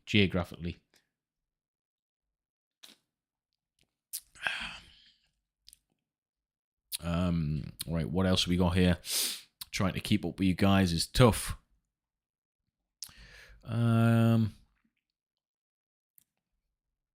Right, here we are.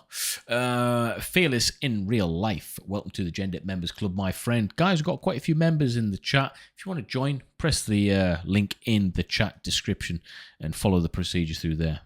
You're more than welcome, guys. We've got quite a few members now. It's great to have you on board. We've got some OGs as well, members who've been members for over 1 year. And that little icon as well next to your membership name will change colour, stating how long you've been a member, guys. It's pretty cool. If you like that kind of thing, I love it. Joe French again with the super chat donation. Thank you, brother. You're saying, I'm American. To me, it just feels frustrating that we have NATO, which kind of is the world police in a way. Anyone not on NATO can do whatever they want. Should rules be revised if people are in need? I think they've obviously got provisions in place to help people in need anyway. That's why NATO's keeping a close eye on this. I don't think they're going to let people just get slaughtered inhumanely. NATO is there for the greater good. I think I generally believe that. I think it is there for the greater good. Do they need to be revised? I guess these rules are revised on a regular basis, and they'll certainly be revised post and during this conflict to see where they could have gotten things better. But I do think they're pushing for Ukraine just to become a member, which initially is going to escalate things anyway. But, you know, Russia's already invaded. What difference is it going to make anyway now if Ukraine becomes part of NATO? Well, I tell you what, NATO gets involved when they get involved quick. That's what happens. What do you guys think? If NATO gets involved, do you think that will escalate things, or do you think that will slow things down for Russia? Let me know in the comments, guys. It'd be good to hear your opinion on that one. I think that's a good topic to explore very soon. Sedcat, thank you for your super chat. You're saying, I think NATO is finally showing its worth. I'm United States. I think we over-police. We need to care more about what our allies want us to actually help with. That's an interesting one. Let me digest that.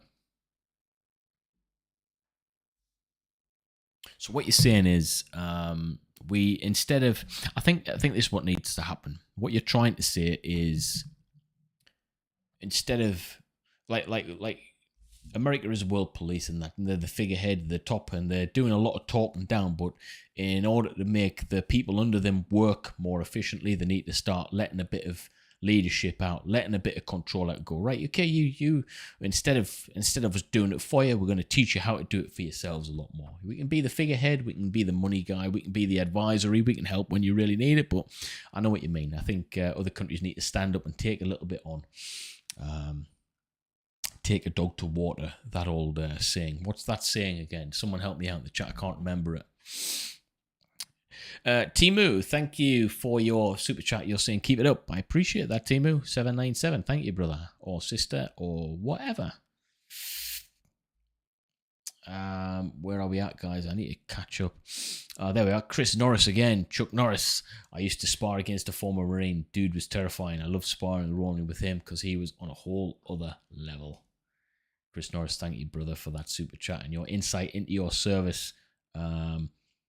Guys, I'm going to take a little bit of time actually to thank everyone for joining this chat tonight.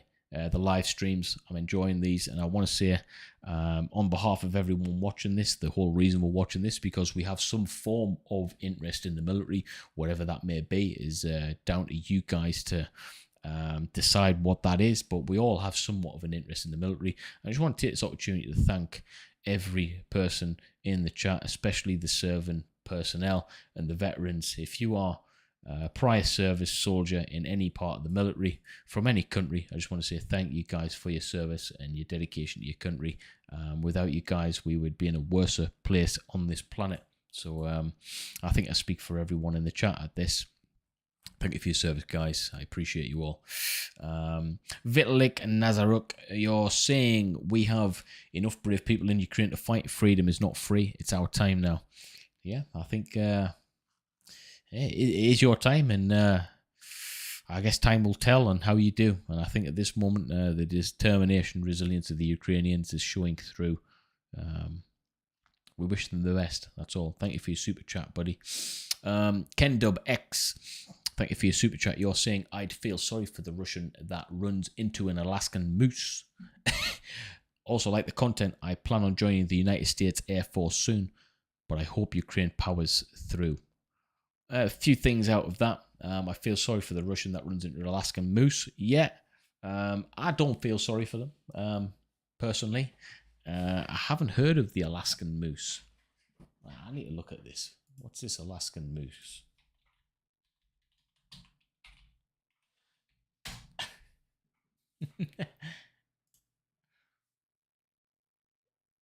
There's the Alaskan moose. Right, this is supposed to be about Russia, Ukraine, and we're talking about mooses. Wow.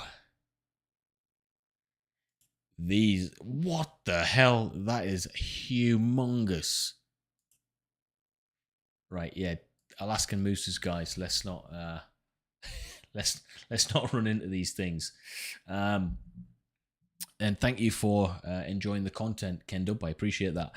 Frowning Fron, the courage and bravery should be enough to allow Ukraine into NATO. Unfortunately, they are being used as a buffer between Russia. Need them in NATO. How do you mean they're being used as a buffer, Frowning? What do you mean? That's an interesting topic. I'd like you to explore a little bit more of that from you. I need to extract more information from you from that, though. Can you give a little bit more meat in the bones for that, Frowning? I think that's an important topic to... That could be a good topic to talk about. Simon Califjord, thank you for your super chat. You've retracted your message, though. I can't see it. Hey, Aqua Adventurer, thank you for your time here, buddy. I appreciate you stopping by, Royal. Let's have a chat. And digital virtual wet soon, buddy. Take it easy, brother.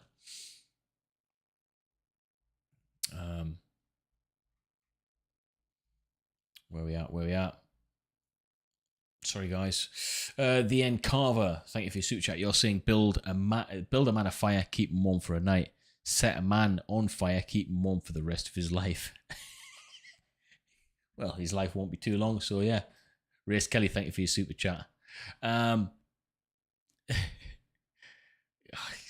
you guys are the best, man. Right, anyway, let's get back into this. So, active military personnel. This is interesting. Aircraft. NATO, over 20,000. Income. Look. We can't even. These stats are just ridiculous. All right, nuclear warheads. This is the scary thing. Ukraine obviously has none. Look at this. This is where the power lies. Let's look at this. Active military, we've got this. Aircraft, we've got this. Armored vehicles, we've got this. Naval fleet, we've got this. But it doesn't matter because guess what? They've got this. They've got this. That's their pulling power. That there. This trumps everything else. You do know that, right? This trumps everything else. This right here. This right here. 6,255 that we know of by Russia. NATO allies, 6,065. That's all of us combined. That number there is, you know, we ask the question, why are they bullying? Why are they this? Why are they that? Well, this is why. This is why. Right here. 6,225. Says I get to do what I want. And we're seeing it now. Do something. That's what they're saying. It's the Conor McGregor phrase, isn't it? Do something. I'd be interested to hear. I'm just going to flick through this again. That's the active military personnel. That's the aircraft. That's the armored vehicles. That's the naval fleet. That's the tanks. And that's the nuclear warheads. Let's get some discussion about this. What do you think? You've heard what I think. What do you think about this? Is it the reason we're seeing things happen the way they're happening? Is that the reason there? I think it is. MT2, welcome to the Gender Members Club, brother. I look forward to speaking to you as a member after this. Welcome, my friend. The members will make you very, very welcome.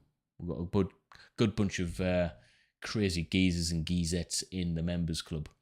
Eric Wright is saying militarily, the way Russia has looked logistically and morale, it would be horrible for Putin if NATO gets involved. I just can't believe how poor they look. Yeah, they do look poor, but bearing in mind, you've just said that. Great statement. But what do you think in terms of what I've just said here? Nuclear warheads, that's the trump. That's the trump card. It trumps everything. Tell me I'm wrong. Tell me I'm wrong.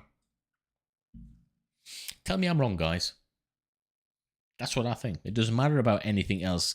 Active military personnel, all of this doesn't matter. Why? Because the nuclear warheads, look at it. It doesn't matter.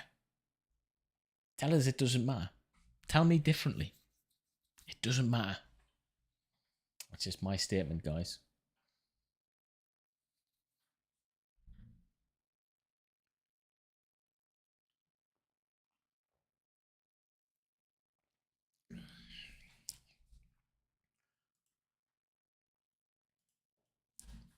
Okay, guys. So, Ukrainian war surveillance drone records strikes on Russia military vehicles. I'm going to turn the sound off on this one because I don't want to get have any problems. I'm going to flick through it. But what we're seeing here is the surveillance drone footage released by a pro-Ukrainian source shows what appears to be a number of alleged drone strikes on Russian military vehicles. So everyone was talking about this massive convoy, right? Now, Ukraine's not just going to let that convoy stay put. Logistically, they've been put for a long time, longer than they need to be. Okay, they should be getting to the area they need to, or disperse and meet up later. But there's a massive convoy, all right. So I wouldn't be surprised if the drones striked to get them out of the way. Let's watch a bit of this. There you go. You can see the drone strikes.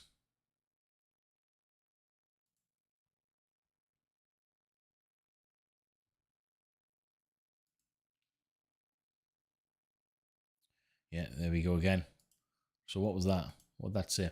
However, we cannot confirm the usage of TB2s in this particular case, since all it's possible that the drones filming this was used to direct other types of fire, such as mortar rounds. Yeah, it's a very mortars. It might have been mortars, actually. But that's that, guys. Let's have a look at this Ukrainian map.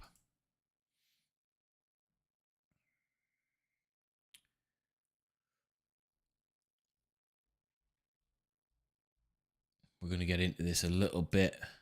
There might have been some updates, actually. We've been talking quite a while. Right, let's get a few more of these super chat questions done. Rory N, thank you for your super chat. Frowning Fawn. Right, you're saying Ukraine is half Russia but half European nation. It is a bridge of two opposing factions caught in the middle. Ukraine is the middleman. Interesting.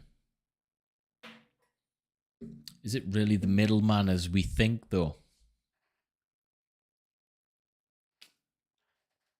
Half Russian in what? Mentality or numbers? There's a big difference. We know mentalities can change, but can they change quick enough? We've seen that problem in India and Pakistan when the borders was redrawn after the Great War. Them problems have survived till today. Still, they go on. We got any Indians or Pakistanis in the chat, they'll tell you there's still problems there culturally because of the way they think. All right, they look the same, but they think differently. Interesting, Frowning.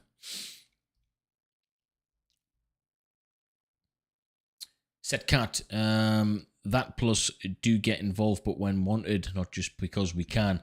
Thank you for your super chat.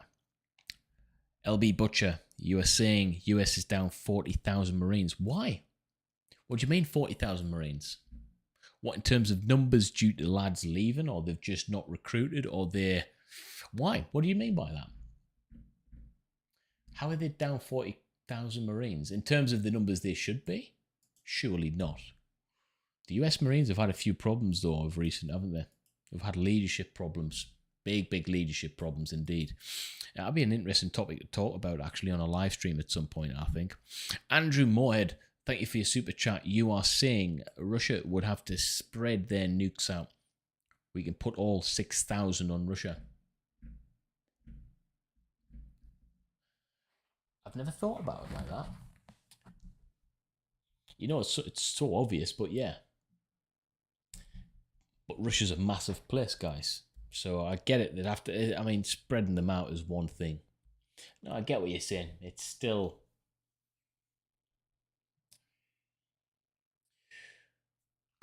We need not to go down that route.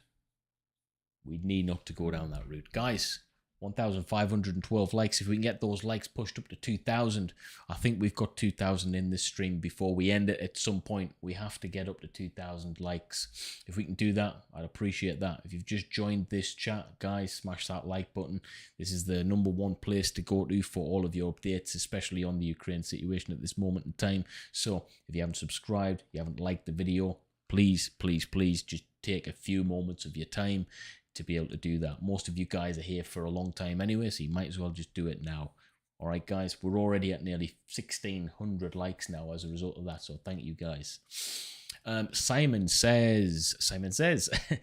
Calfjord says, hey, long time no see, glad to catch up on one of your lives again, glad to see how much you've grown since the first Swedish videos you did. You know something, I'm very surprised. You know, those Swedish videos I was at next to nothing. We've grew pretty quick in the 22 months. We've been on YouTube 22 months, so not too long, but long enough, and we've done all right. I think we're doing okay. But it's down to guys like you for returning and coming back. So thank you. I appreciate your super chat question and your statement. Thank you, buddy. Very, very much appreciated. Right, what else have we got here? Ricky Kidd, thank you for your super chat. You're saying the US and Russia have enough nukes to destroy this civilization many times over. It's scary, but amount doesn't matter once everything is destroyed once. Yeah, that's so true. LB Butcher, no jab, brother.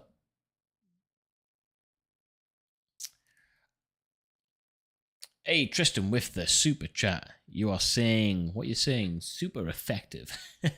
Cool. Right, let's get back onto this map. What's going on in the north here in Belarus?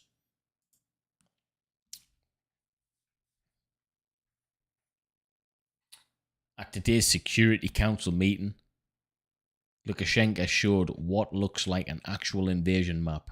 It shows Ukraine right, this is doing this ad blocking. I'm not ad blocking stuff. Hang on 2 seconds, guys. Stupid thing. There we go. Ukrainian military facilities destroyed by missiles from Belarus. Attack directions, everything agrees except the Odessa Transnistria. Also, Ukraine is divided into 4 sectors. Showed what looked like an actual invasion map. Ah, someone mentioned that earlier in terms of that invasion map. That must be what it is. That's interesting. That's leaked information then. What's going on here? 5 hours ago, reports that the website Trivian and EcoMRS are already being blocked in Russia. Right, yes, we've seen that. So RT, a lot of the channels pertaining to Russia have been rightfully down by YouTube. YouTube have actually getting rid of them. And I think that's a great idea. Get rid of it. Right, get rid of it. We don't want any.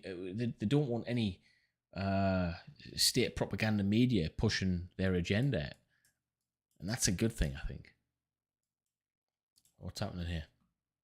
Some civil hospitals in Belgorod converted to military hospital to treat wounded in invasion of Ukraine. That's a good thing that that's happened, but the civil hospital, the fact that it's been converted to a military hospital says that there's an absolute need for it. And that need... Is anyone else getting the feeling that this is almost too much? You know, sometimes when things happen, you think, all right, that's happened, but this, like, is this a dream? Am I living in a dream? Like, is Ukraine really under attack? It's happening, but, like, think about it. It's like, really?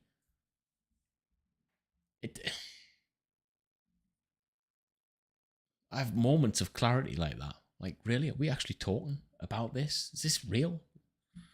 Last week we were doing reaction videos, and this week we're covering the war on Ukraine. Really? You know, it seems it's strange, man. We're living in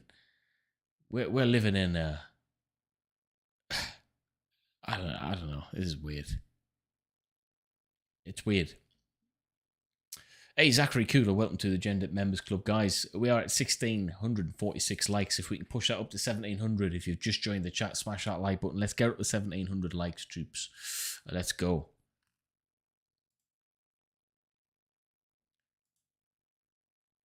Russian army is now even abandoning its most capable SAM systems in the field. These systems are meant to protect Russian troops from drone attacks. They're abandoning it. Why are they abandoning? Why? Why are they abandoning it? The Russian army is now even abandoning its most capable SAM systems in the field. So these are the guys on the ground.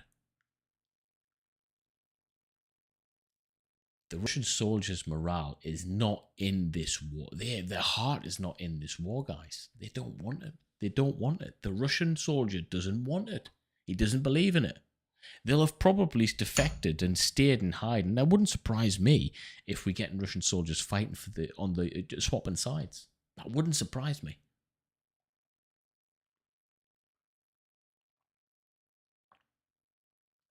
H2O.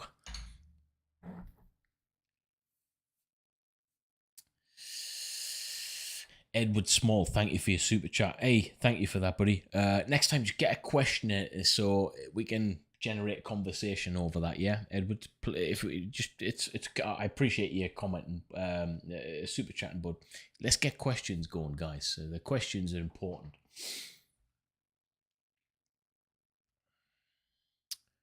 Wow, why are they abandoning this kit, guys? Why are they doing that? In the Summit region, the connection with the mayor of Truset was lost. The connection? Right, yeah, okay.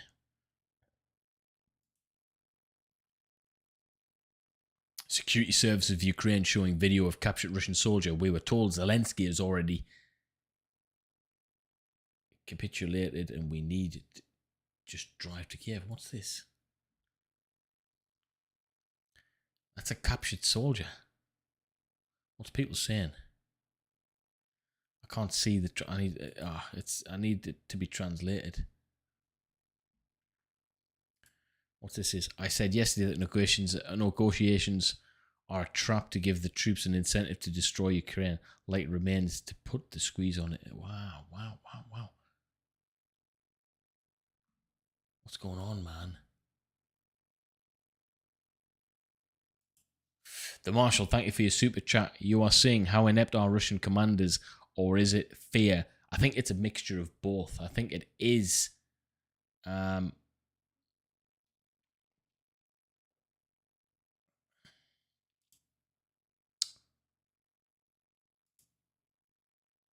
I think it's a mixture of both, actually, buddy. Edward Small, thank you again for your donation, super chat. Right, what's going on? Right, so 10 hours ago, bomber targeted 5-story apartment block. There are multiple casualties. Bomber targeted 5-story apartment block. Why are they doing that? Why are they attacking places like that? I don't understand why they would do that with just civilians in. It's evil intention. There, aircraft drop bomb on elevation equipment plant in. So this area is being bombed drastically. Explosion, renewed. Don't know what that means. Aircraft flying over. Explosions heard. Mental. Chris Norris, thank you for your super chat. You're saying, do you think China will really invade Taiwan?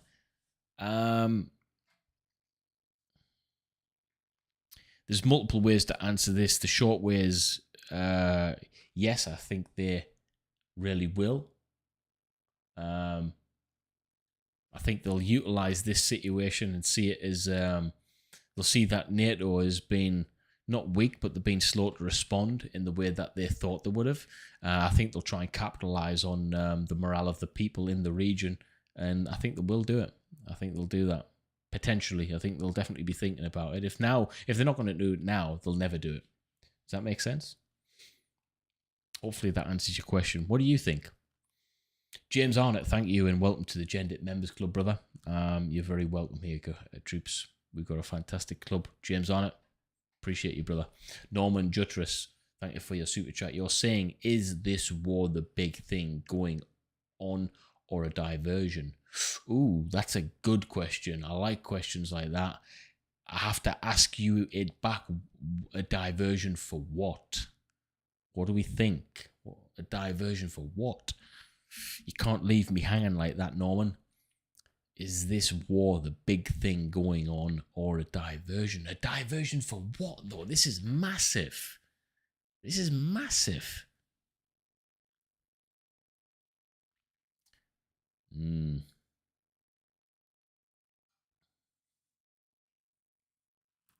Jerry762, thank you for your super chat. Edward Small, thank you for your super chat. Aerial strike targeted. Right, we got that. What's going on here?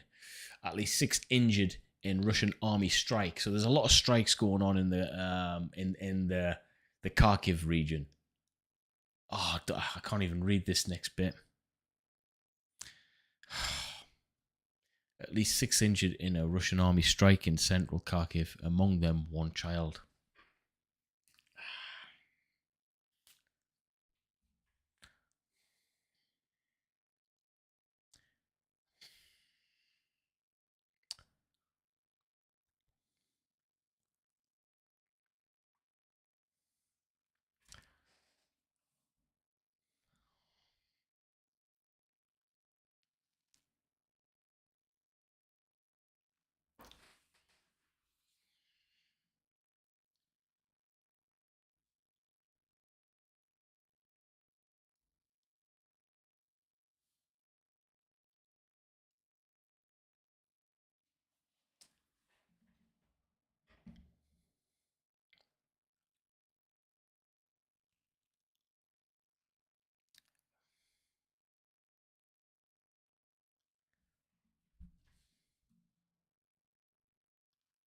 Yeah, man, this is, yeah, that's the reality of it, guys.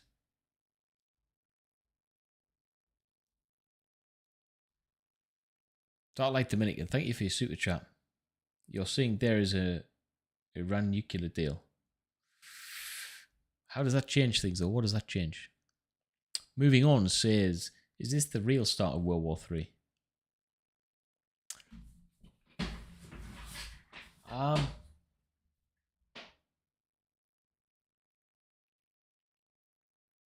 I don't think it can escalate that far. I don't think it can escalate that far.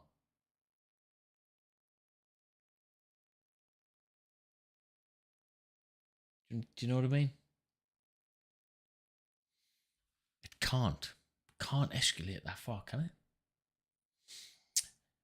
MC Lex, thank you for your super chat. What map is that? It's a live map. Literally just called live map. And it doesn't work very well, to be fair, at this moment in time. It's under a lot of attacks at the moment. Love what you do, brother. Yeah, I appreciate that. MC Lex, thank you, brother. I appreciate that. I really do appreciate that, man. Seriously. That last one with the child, man.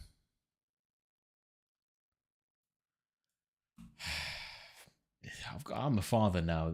We'll have fathers and mothers in this chat.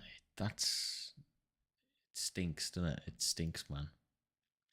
Simon Calfjord, thank you for the super chat. You're saying, do you think Finland and or Sweden is Russia's next target? Do you think it will go that far? Since neither Sweden or Finland is part of NATO.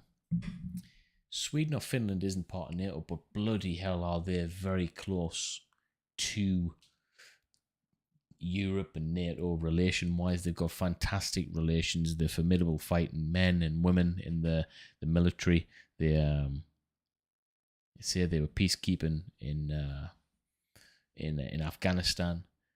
They're not a part of NATO. They might as well be. You know, they're like you get a gang, and then you get rival gangs, and then you get those who are not a part of any gang, but they're friends with people from both sides. That's what Finland and Sweden is. They're like this. The peacekeepers, aren't they? That's why they do peacekeeping operations. They did very well in Afghanistan in that role, for that reason. Do I think that Finland or Sweden is Russia's next target? I don't know. I don't think it can't be. I don't think that makes any sense. You know, I don't think it makes sense. I don't think Russia's got the ability at this moment in time to be able to push for that. Logistically, they just haven't got it. Doesn't seem anyway. Good question.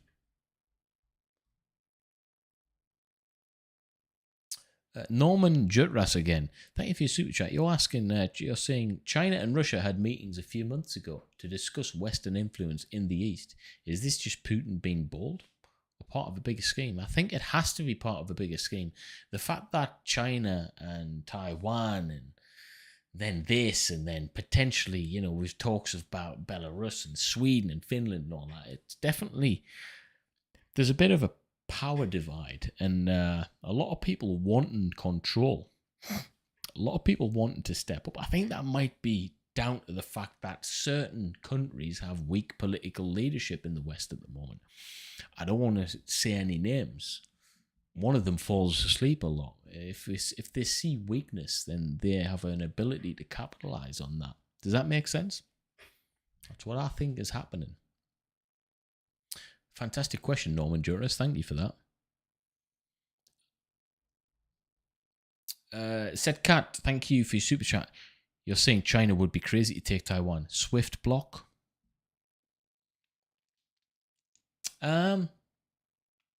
Here's a question back to you. What's more crazy?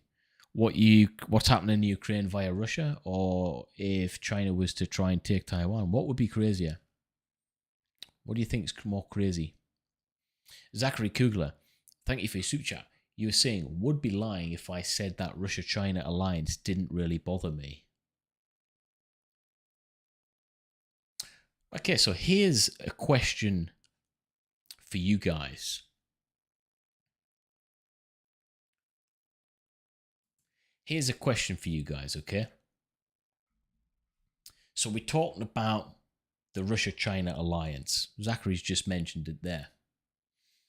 There's nothing official in terms of that alliance. In fact, China's came out and said that we're not really, and to words of the effect of, they're not partners, but they're certainly friendly.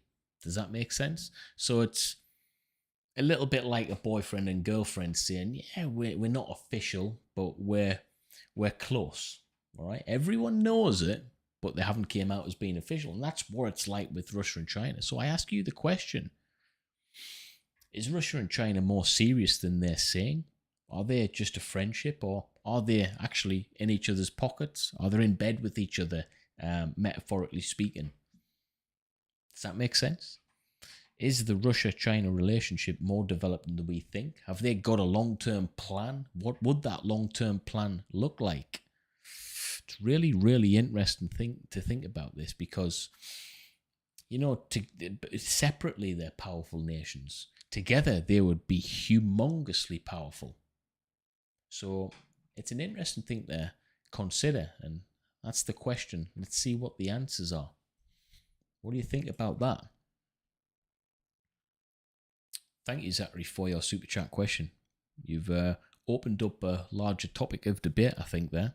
Going to be looking forward to seeing what develops in the chat. Stimber, thank you for your super chat. You're saying just hoping not what they did in Grozny couldn't conduct urban warfare, so just leveled the whole city. Yeah, I don't think they're very good at fighting with urban warfare. They're showing it right now that they're lacking in many areas. But they have got brute force and the weaponry to be able to bully and destroy. Hopefully they don't level the whole city. What an absolute shame that would be, eh? Frowning Fawn, you're saying, as an American, the upsetting thing is the deal we made with Ukraine to remove nukes for protection in deal with Russia. Why go back on deal now? I'm not aware of that deal. Again, I don't profess to be a historian on military. I'm not actually aware on that deal, so I'm sorry I can't really answer that question. But thanks for opening up a topic of debate for the rest of the chat to answer that question. Hopefully you get an answer in the chat from that. Sorry I can't answer that question. James, thank you for your super chat. You're asking, oh, where's that question gone? Where have you gone, James? Finland already has Russian troops there. They are 6 feet. Oh, come on, James. Yeah, that's off a long time ago. Come on, man. Let's keep it classy, buddy. Dr. Schutz, thank you for your super chat. You're saying there have been a lot of old videos of United States activities in certain areas near Russia or EU. I assume to stir the pot. Should I be reporting these old videos of the US as misinformation on YouTube? I don't know. What would it be misinformation on? What would it be misinformation on, though? That's the question. We have to understand, if you're going to be reporting something, what is it actually misinforming one of, if it's an old video? Does that make sense?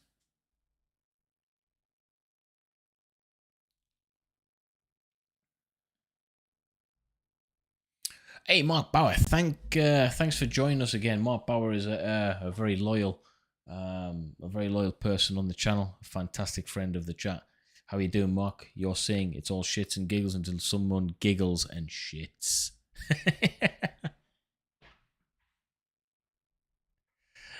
Oh man, you've just actually reminded me of something there, Mark. Nothing to do with shits and giggles, but the fact that you made me laugh.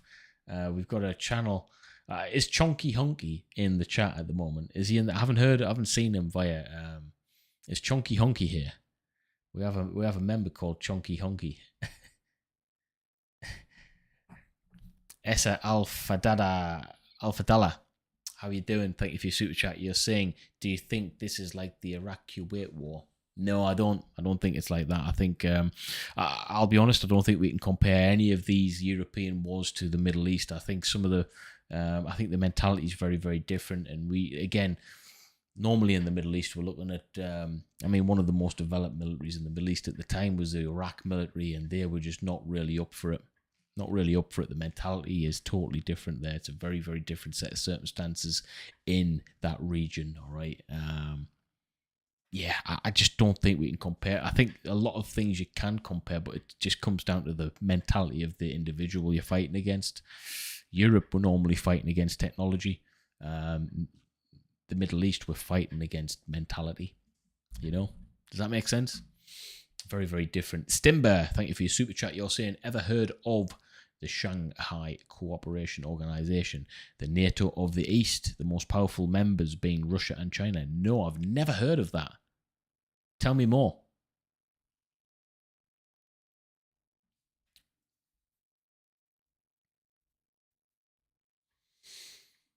Chuck Norris, apologies, Chris Norris, back when everyone was busy talking about the Trump impeachment and the SpaceX launch, my eyes were on the news of a Russian spy ship off the US East Coast. When was this? Surely they weren't off the east coast of the East Coast. I mean, it's not uncommon for Russian ships to be in our waters, but a spy ship? What's the reason? I don't see what they're going to get from that. TJ Markham, are you going to watch the State of the Union address? When is that on? When is it on?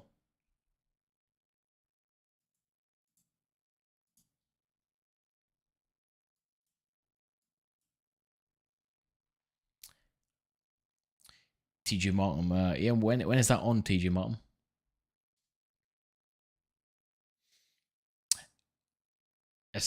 In terms of Brotherhood, right, I need to see your region one. Do you think the Iraq Kuwait? Ah, right, okay. In terms of Brotherhood, again, I think I can see where you're going with that, but no, brother, I think, yeah. Again, it's a mentality thing. I think when I was in the Middle East, I was predominantly in Jordan, various other areas, but Jordan was the main areas, and Brotherhood means something very, very different in the Middle East than it does to certain areas of Europe. I think in many ways Brotherhood is just a lot stronger in those regions. I think if you're fighting for Brotherhood, that Brotherhood would have more meaning in the Middle East than it would in certain areas of Europe. Not everywhere, but it's hard to kind of phrase what I mean by that. But I guess I get where you're coming from, Essa. I do get where you're coming from, buddy. Right, and troops, I think, so the questions are, KCB, thank you for your super chat. We always test our limits. Russia, US is the norm. Yeah. So, I think we need to go on this. this was here. This was a. I wanted to read this actually. I think it's going to be important. I don't want to go on to the actual article of it. So it's the left-hand side here is what we need to be looking at. Okay, so there's a deadly blast in Kiev TV tower after Russia warns capital. All right, updates from BBC correspondents in Ukraine and the region. We got a few super chats coming through actually. I'll read them in just a second, guys. So to summarize, I wanted to actually talk about this early on. 5 people have died after Russia attacked a TV tower in Kiev, hitting nearby broadcasting facilities, Ukrainian officials says. It comes after Russia warned residents that it was preparing to hit targets in the Ukrainian capital. It said it was planning an attack on Kiev technology centers, urging people to stay away. A huge convoy of Russian armored vehicles continues to advance on the city. So, this huge convoy, and we talked about logistics early on, this huge convoy has been stagnant for longer than it should. And I wonder why Ukraine hasn't targeted that yet. It might have, since this was actually written, this article, but why are they allowing this convoy to stay stagnant? That was my question, all right? And it just shows the frailty in the Russian logistics. It's not really great at this moment in time. It is letting them down a bit. Freedom Square in central Kharkiv, Ukraine's second city, has been hit by strike, killing at least 10 civilians. I believe one child was involved in that as well, as we mentioned earlier. In its latest assessment, the Pentagon says Russian troops have not taken Kharkiv or Mariupol, but they have occupied nearby towns. And I think Mariupol is completely surrounded, I believe. I might be wrong on that. That was the last update. UK Prime Minister Boris Johnson accuses Russia of barbaric and indiscriminate attacks. Yeah, well, that goes without saying. It's like, it's obvious, isn't it? You know. So Ukraine conflict, Russia bombs Kharkiv's Freedom Square and Opera House. I'm not going to play that because it contains disturbing scenes. Russian missiles and rockets have hit the cultural heart of Ukraine's second largest city in what officials said was a deadly and cruel attack. So Josh Wells, thank you for your super chat. You're saying, I think it's like German Japan in World War II, Ali, because of the West. Don't stick out their neck for another one. Sorry. What will happen to EU-UK defence budget? I think the EU-UK defence budget will have to increase. But for how long for? That's another question. James, thank you for your super chat. You're saying, so with the US military budget, if Russia did decide nuclear option, do you think the US would unleash something upon Russia the world has never seen? Ooh, we've spoken about this quite a bit on our reaction videos, actually. If there's a country on this planet to hold back technological advancements and unleash them in the worst case scenario, I would believe America would have that answer. I don't know what it looks like, but I think, yeah, I wouldn't be surprised. You're saying if Russia did decide nuclear option, do you think the US would unleash something upon Russia the world has never seen? Yes. Yeah, I can see that. Don't know what it looks like, but I feel that that's the case. Simple as that. Good. That's a good question, James. I really like that one, actually. In fact, that might just be the question that gets posted on a video. I like that. I'm going to mark that. I like that one. Whoa, troops. It's not often I get absolutely... Whoa, this is massive. This is the biggest super chat. One of the biggest super chat I've ever had on the channel. Ever. So this deserves a bit of praise. This is humbling me, this one. MK Morland, 200 US super chat. I am humbled. You're saying I fought in Helmand in 2010 alongside the Royal Marines. Wow. I'm an American sniper, STA platoon, Semper Fidelis. The Russian convoy needs an A-10 to gun run them. First and foremost, brother, thank you for your service. You are a combat veteran. A very big difference between a combat veteran and a military veteran.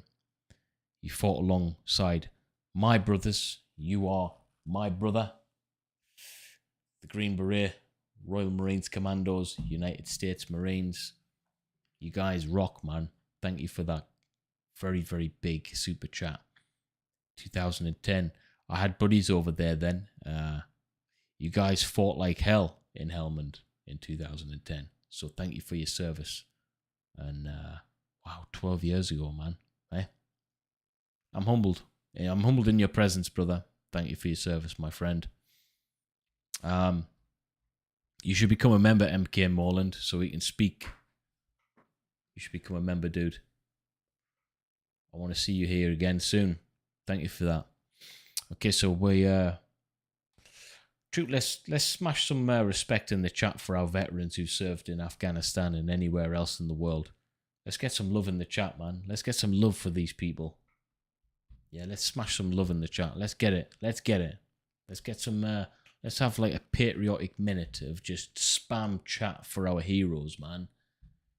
Let's go. Let's go. Let's get this chat spam for our heroes. Let's go.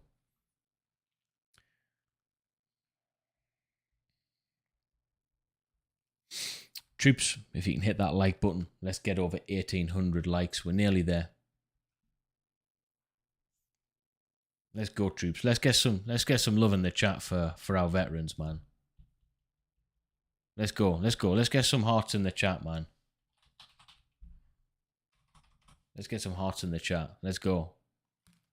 Let's go, troops. Let's go. We've got another 30 seconds or so. Let's get some love in the chat. Let's get some spam in the chat, man. Let's go. Let's get it. Let's get it. That's it. That's it. That's it. Let's get some love in the chat for them, man. Here we go. Let's go. Let's go. That's it. Let's keep on going, man. That's it. Here we go. Hoorah. That's for you guys. That's for our veterans, man. That's what it's for. That's what we're here for. Let's get some. Let's go, guys. Let's go. Let's get this. Let's get some love for our veterans. Let's go. That one's for you guys. We can't do much for you guys, but we can do that. That's what we can do. We love our veterans, no matter what country you're from. Right, so this is interesting. This bit. So an opera house, concert hall, and government office were hit in Freedom Square in the center of northeastern city of Kharkiv. That's a major. So the second city's coming under. I don't know why they're doing that, but I think they're trying to. It seems like they're trying to take Kharkiv and Kiev at the same time. Actually, guys. I mean, I'm not a military strategist. I don't know why they do that. The two main cities, it makes sense, right? It makes sense. At least 10 people were killed and 35 more were injured, local authorities have said. The attack came as Ukraine's president said Russia was committing war crimes. Yeah, many people are saying that as well. This is the price of freedom, says the president. This is terror against Ukraine. There were no military targets in the square, nor are there in those residential districts of Kharkiv, which came under rocket artillery fire. Video footage showed a missile hitting the local government building and exploding, causing a massive fireball and blowing out windows of surrounding buildings. Freedom Square is the second largest city centre square in Europe. What? Freedom Square is the second largest city centre square in Europe.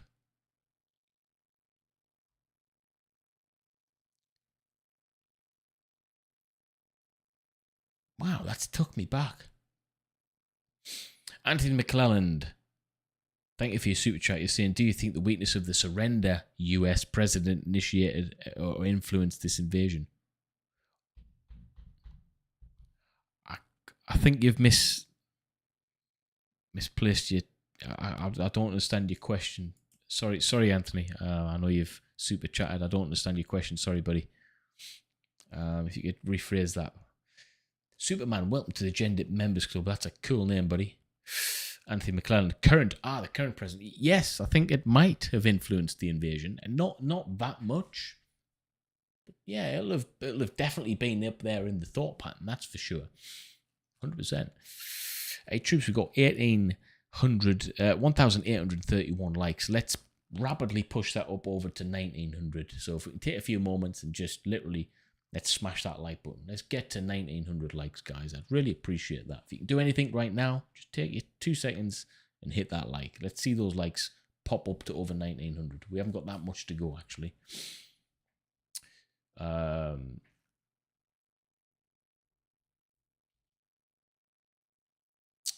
Okay, troops, so we can get back onto this video shootage. Where we at? Kharkiv has been bombed heavily for days now, and 16 people were killed before Tuesday's attack. Mr. Zelensky said his government accused Russia of trying to lay siege to Kharkiv and the other cities, including the capital Kiev, where a huge Russian armoured convoy is approaching. This armoured convoy, I think, is going to be... I think this convoy is going to be... So tomorrow when I do this, I think this convoy thing will have materialized. I think it's going to have materialized. If it hasn't, then it just enforces even more how logistically, strategically stupid the Russians have been with this. It doesn't make any sense that convoy's staying stagnant there. I think that convoy is gonna... It's going to be big news, I think. I think we're going to be talking about that tomorrow, personally. I think we're going to be talking about that tomorrow. Yeah. What do you guys think? Yeah, we need 23 more likes to get it up to 1900 troops. Let's go. If we need to share this video out to get a few more people in to get those likes up, then that's what you need to do, guys. You need to share the video. Stimber, thank you for your super chat. You're saying thermobaric shells already being used, so you know. Yeah. They've been used a few times apparently as well, guys, and that's not nice, to say the least. It's less than not nice. It's horrendous. What they do is horrendous. I'm sure that's got to be against the Geneva Convention. Surely. 7 more likes to push it past 1900 troops. Let's go. You know something? I've just seen something there. I know it's not a super chat question, but Mark Bauer gives enough anyway. Mark Bauer says that he feels like it's a trap. I have to agree with him on that. I do think that something else going on there. What is that, though? Well done, troops. We got past 1900 likes. We're literally on the home stretch now. Let's get it to 2000 likes. Come on, everyone now. Let's go. If we need to share the video to get it at that 2000, we go. You know, that's what we need to get it. If we get it over 2000 likes, we've done our job here, guys. That's our aim. One of our aims is to get 2000 likes on these live streams. If we can hit that 2000, we've ticked that off. That's the one thing we've ticked off. So that Russian armored convoy is approaching. It's not approaching quick at the moment, though, is it? It's stagnant. Ukraine's foreign minister said the world must do more to punish Russia for the barbaric attack of Freedom Square and residential neighborhoods. What do we do in that situation, though? What do we do in that situation? That's the thing. What do we do in that situation? Accusing the Russian president of committing more war crimes out of fury, murdering innocent civilians. Yeah, it might be fury. The 6th day of Russian invasion of Ukraine has seen continued attacks on several fronts, but the Russian advance has reportedly been slowed by the Ukrainian resistance. People in the southern city of Kherson say it's now surrounded. That's the city. And Mariupol, a port city also in the south of Ukraine, is without electricity after an intense bombardment. It's terrible, terrible. This is terrible. Meanwhile, new satellite images showed a 40-mile-long Russian military convoy outside the capital, Kiev. Showed a 40-mile-long Russian convoy? I can't be reading right. Can someone in the chat do a bit of research? That can't be right. 40-mile Russian military convoy. No.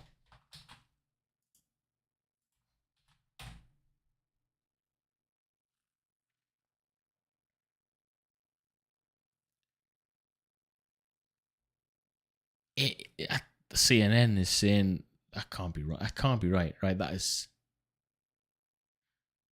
just, I can't. Wow. definitely correct.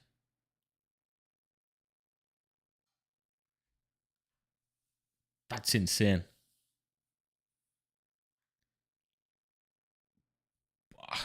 I don't even know what to say.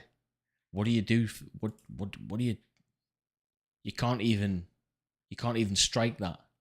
How do you tackle that? What do you do? What's going on with that? That is insane. I have no answer for that. What do you do with that? I didn't realize it was a 40-mile long Russian convoy. That sounds absolutely terrifying. How are you going to slow that down? A-10s? You need a lot of A-10s. Brandon Smith, thank you for your super chat. You're saying, do you think China would back Russia if NATO is obligated to intervene with boots on the ground? And are thermobaric bomb usage a war crime? Let's have a look. Intervene with boots on the ground. Do you think China would back Russia if NATO is obligated to intervene with boots on the ground? I don't know. If China backs Russia, then we are in World War III, aren't we? If they back Russia, I don't know. Let's find out what. Yeah, Ukraine rights groups say Russia used cluster and vacuum bombs, a vacuum bomb or thermobaric weapons. Such right. Let's have a look at this. Let's look at it. Ukraine rights groups say, get lost. What was this? Washington human rights group and Ukraine's ambassadors to the United States on Monday accused Russia of attacking Ukraine with cluster bombs and vacuum bombs, weapons that have been condemned by a variety of international organizations. Amnesty International and Human Rights Watch both said the Russian forces appeared to have used widely banned cluster munitions, with Amnesty accusing them of attacking a preschool in... what? It's not convincing, but it does look like the use of it is would constitute as a war crime, Brandon. Yeah. So that's... it's shocking beyond belief, to be honest with you. Chris, thank you for your super chat. Ukraine might become like Poland as in World War II. And how do you feel about the newly formed Foreign Legion? I think it's a force for good. I think it's necessary. I think they need all of the manpower they can get. I think the newly formed Foreign Legion is a way of getting a lot of former service personnel into military equipment again, military kit again, without getting countries involved. So you might have 10,000 UK veterans joining the Foreign Legion without the UK officially getting involved, without NATO officially getting involved. So they might actually be able to get this war fought with the same amount of numbers from these countries, but just unofficially. So I think it's pretty clever what they've done. I think the newly formed Foreign Legion is very, very clever indeed. MCLix521, thank you for your super chat. You're saying, just a thought, not a fan of war, but if we need to fight Russia, would now not be a good time? They're in a good spot to take control. Part of their military is, but just remember, they're not going to put all of their resources there, are they? They're a pretty big military, but they're not going to put everyone there. I know what you're saying. I think I think the answer is no. I don't think it would be a good time. It would just be part of their military. Does that make sense? But thank you for your super chat.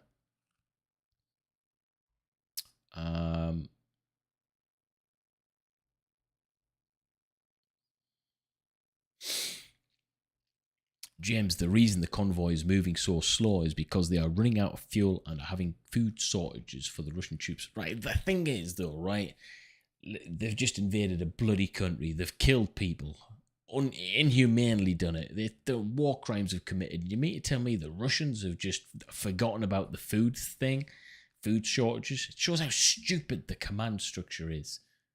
Let's do this and do that and think about how horrific we can create these things, but let's forget the food. They're only a few days in. Troops were at 1,958 likes. If we can go to 2,000 likes, I'll not ask anyone to like any further, because that'll have been our goal achieved. So everyone now smash that like button. That's it. Let's go.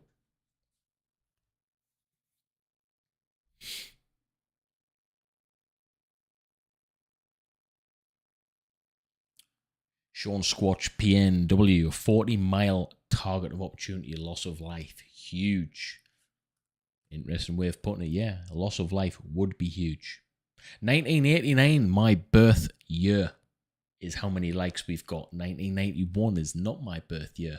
2000 is the likes we need. We've got 5 more likes to go. Let's go, troops. Come on, let's get it over 2000 now. I'm not gonna ask anyone to like this video anymore. That's us. Job done. We've got a goal. We've achieved our goal, and that's it. 2004, boom, we're done. That's it. No more asking of you guys to like the video. I'm just gonna hope that you do it anyway. Let's go, troops. 2,000 likes, man. That's amazing. What else we got here?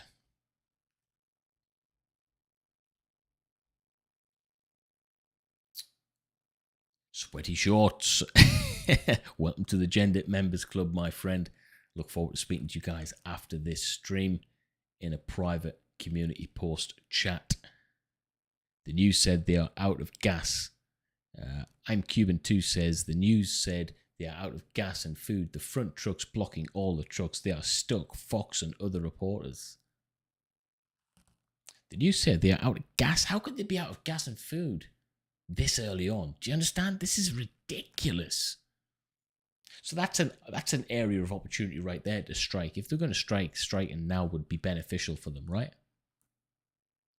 I think so. I know so.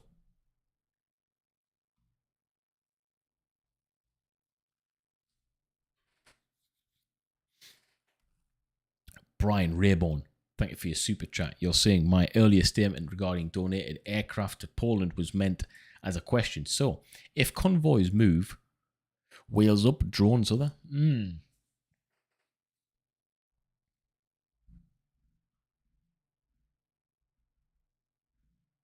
don't know. Drones would be effective, if that's what you mean.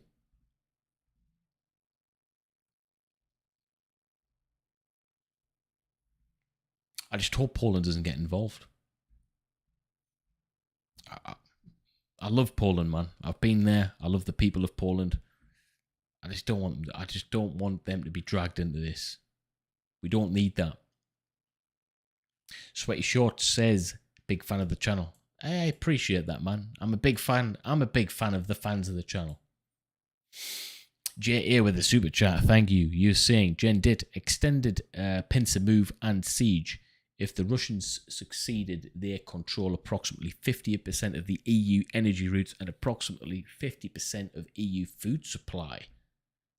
For an even more powerful position, your thoughts? Right, let me digest that for a second, Jay. Extended pincer move and siege. If the Russians succeeded, they control approximately 58% of the EU energy routes and approximately 50% of EU food supply. That does, if they do succeed, put them in not just a powerful position, an extremely powerful position. Food and fuel is the most important thing in life. Above money, above anything, really, isn't it? When we're thinking about it, logically speaking.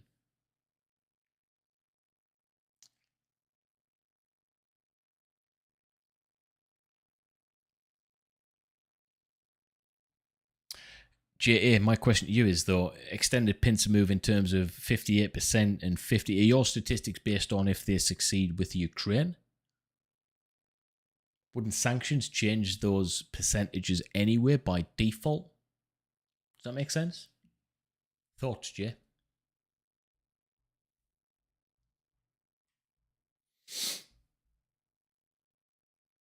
Stimber, thank you for your super chat. You saying just don't let Kiev be the next Grozny as I level the whole city. Let's hope not. Let's hope. We can only hope though at this time, because intervention, what type of interventions are we actually thinking about here? We are only hoping that NATO gets involved, but we're also hoping that they don't, because it escalates things. It's a catch-22. Hey, J.A., thank you for your question. And also, welcome to the Gendit Members Club, my friend. I welcome you to the channel, and I look forward to speaking to you in a private discussion on the community tab after this live stream, actually. It's a good place to be. Anthony McClelland again with the super chat. You're saying, do you think US has rods from God or similar weapons? So we're going into... so it's a hypothetical now, isn't it?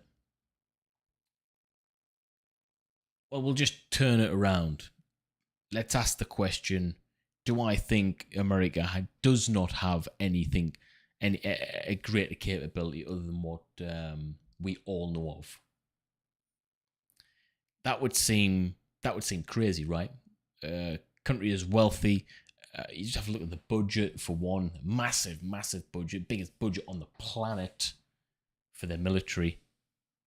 I can't imagine that scenario taking place where we've got a country whose budget is so huge, they have such a presence globally, world police, and they don't have anything in their armament that we don't know of. Does that make sense? It just seems that would seem negligent almost for them not to have that capability further than what we know. Good question, Anthony. Unanimous. Thank you for your super chat. You're saying it was already revealed that the MREs they were relying on were set to expire in 2015. So even what they had was bad, resulting in quicker depletion. So it tells me that this is a last chance saloon for Putin. If he's doing all of this, he's got nowhere else to go. He never had anywhere to go in the first place. This is desperate, and it was started off as desperate. Nothing good is coming of this. Old Man Jenkins, welcome. You're saying, good evening, y'all. Anyone else getting World War III vibes since Belarusian troops were spotted amassing troops near the border with Polanski and Ukraine? I think World War III vibes is in all of our thoughts. I think it's the hope and want for it not to be there, but it's in the back of our brains. It's something that a lot of people are dwelling on. I think it's just there, isn't it? Like a bad vibe everyone's getting. It's there, all right. We're thinking of it. We're all thinking of it. We're all hoping it doesn't happen. But it's there, back in our brains. Thank you, Old Man Jenkins. Welcome.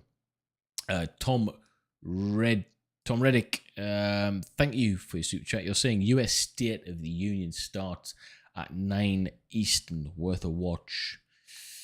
It will be worth a watch. I'm just trying to figure out if it's 20 to 2 in the morning UK time. So what time does that equivalent to 9 Eastern? Tom, let me know if you don't mind, buddy. Cheers, Fraley. Thank you for your super chat. You're saying pretty sure US air power would massacre the Russian military. We would already be there if it wasn't for the nukes. We've got the it's the nukes. That's what I said before. If we have a look at this, guys.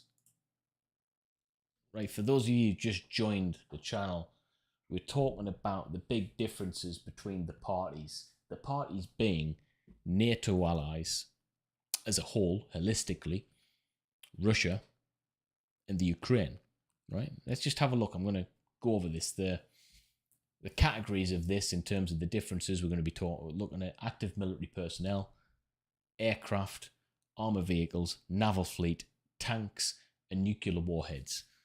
And I want you guys to tell me what you think with this. I've already explained this, but in reference to Chase Fraley's question in terms of we'd already be there if it wasn't for the nukes, I'm going to show you something which puts a bit of meat onto the bone. Active military personnel, NATO allies, 3.3 million. Russia, 850,000. A lot lower than 3.3 million, but still not to be messed with, okay? 20,000 Ukraine. We can forget about that. Aircraft. You'll see a common theme here. NATO wins. Russia loses. Ukraine is out of the question. Armoured vehicles. NATO wins. Russia loses. Ukraine is out of the question. The naval fleet, exactly the same. Tanks. Russia, it's pretty close, but it still loses, okay? But now let's look at where all of this doesn't matter. All of these things here that we've just went over, doesn't matter how big or small the gap is, it doesn't matter. Why? Because look at the nuclear warhead situation. That's your reason there, Chase. That's your reason right there. That we're not seeing an escalation from certain parties. That's your reason right there. That's their power. That's their secret weapon. It's a nuclear weapon. Does that make sense? It does to me. That's what makes sense to me.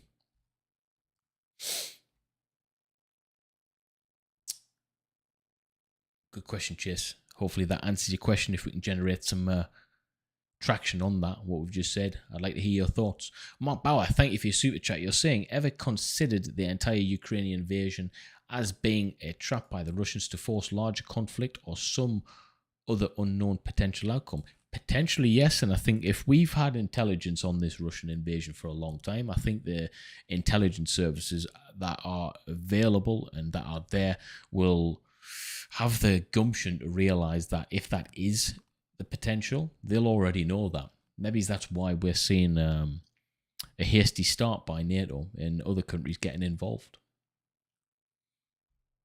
Because we're not that stupid, you see. That's a very good point, Mark, you made there. As always. Stimber, thank you for your super chat. You're saying it's not 22.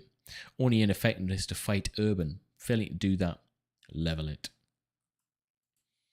Thank you for your super chat, brother. J Poopist, thank you for your super chat. You're saying Sean Penn called for NATO troops in Ukraine but evacuated himself to Poland today. Really?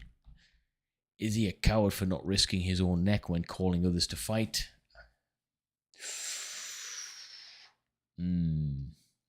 Right. Let's try and answer this one diplomatically.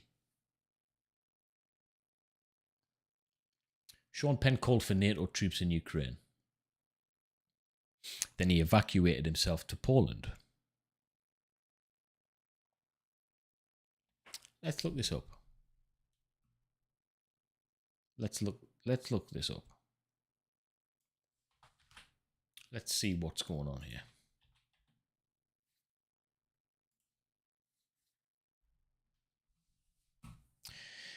Sean Penn walks to Ukraine-Poland border after abandoning our car as he shoots Russian invasion document.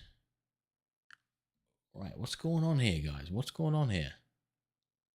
Sean Penn has given an update from Ukraine. The Oscar winner, 61, travelled to the country last week to continue working on a documentary about Russian tensions, chronicling the invasion of a war launched by Russian President Putin. On Monday, he tweeted a photo of himself rolling luggage as he walked along the side of the road where traffic jams showed cars bumper to bumper. Myself and two colleagues walked miles to the Polish border after abandoning our car on the side of the road. Almost all the cars in this photo carry women and children only, most without any sign of luggage, and the car there positions of Valley Penn wrote. Penn said in the statement Saturday, already a brutal mistake of lives taken and hearts broken. If he doesn't relent, I believe Putin will have made the most horrible mistake for all of humankind. Right, so he's there on business. I don't think he's a coward for asking for NATO troops in the Ukraine and then he evacuated himself. He's already in the country. I don't know. I don't want to call him a coward for that. Because war's a terrible thing, and even the bravest of brave will have moments of cowardice. It's in all of us. It's human nature. We never know how we're truly going to act. I wouldn't know how I would truly act in certain situations. We can act differently in very different situations.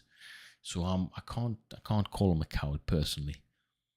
Whether or not what he did was cowardice is to be determined. But for me personally, to call him a coward, who am I? Who am I to call him that, you know? Does that make sense? I appreciate your super chat. Mr. Lex521, you said you should stream the State of the Union in 5 minutes. The reason I wouldn't is because of, just in case it goes against any copyrights and stuff like that. But if it's worth watching, I'll watch it and maybe do an update on it myself. Thank you for that. Unanimous, thank you for your super chat. You said, will you stream the State of the Union address, assuming it will be on YouTube at 9 Eastern, it's 2 a.m. your time? I won't. I need to look into what the infringements may or may not be on that. But it would be. I have to do my research on how it's going to be. But I might read into it, look at it, and potentially do a reaction to that. If that's something that you'd like to see from me, guys, then yeah, I'll definitely incorporate that. Okay. Thank you, guys. Thanks for that. Henoik, thank you for the 50. Thank you for the super chat. You're saying it may be paradoxical, but watching your stream about World War III helps me somewhat through my potential breakup. Don't know if we've actually broken up, but still, sorry to hear that, buddy. And if these streams can help you get through your day, then that's for anyone watching this. Then, as long as it can be a bit of a distraction for you guys in a positive way, then I'm grateful that I'm being able to provide that for you. So hopefully things work out for you, brother. Old Man Jenkins says, also spooky, a couple of Chinese aircraft were spotted flying recon missions over China yesterday. And Russia warships sank a Moldovan... Really? Well, it's not too spooky that a couple of Chinese aircraft were spotted flying recon missions over China, because that would be normal. But the Russian warship sinking a Moldovan fighter, whatever, frigate. Yeah, that's naughty. Unanimous A, finally, welcome to the Gendit Members Club, brother. I appreciate you, and I look forward to speaking to you after this live stream via our community tab discussion chat. It's going to be great. Right, I need to catch up with this, guys. Where we at?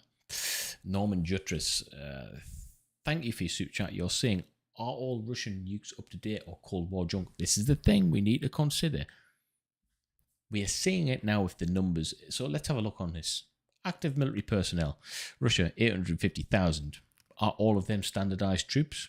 Trained to a very good standard? I know these NATO allies are. They have to be to meet the grade. But I can't say that for these. So these numbers can be dwindling straight away. Nuclear warheads, based off what I'm seeing, we could at least easily, at a guess, probably guess that 25% of these warheads are probably not up to standard. Probably another 25% are no good whatsoever. Probably another 25% need servicing and haven't been for a long time because of the money and the upkeep. So we're probably looking at a 25% of that. But we still have to take it for where it is. 6255 is the number. 6255 is the number that we have to believe. Well, it would be stupid of us to believe otherwise. Anthony McClelland, you're saying, would nuclear defense matter in a mad scenario?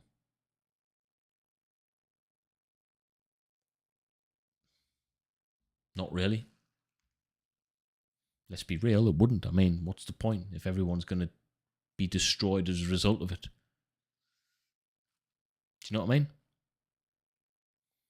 Geezer, thank you for your super chat. You're saying, I'm embarrassed Biden is my president. This is actually his fault for poor previous decisions. That's a bold statement, Geezer. You are a real geezer.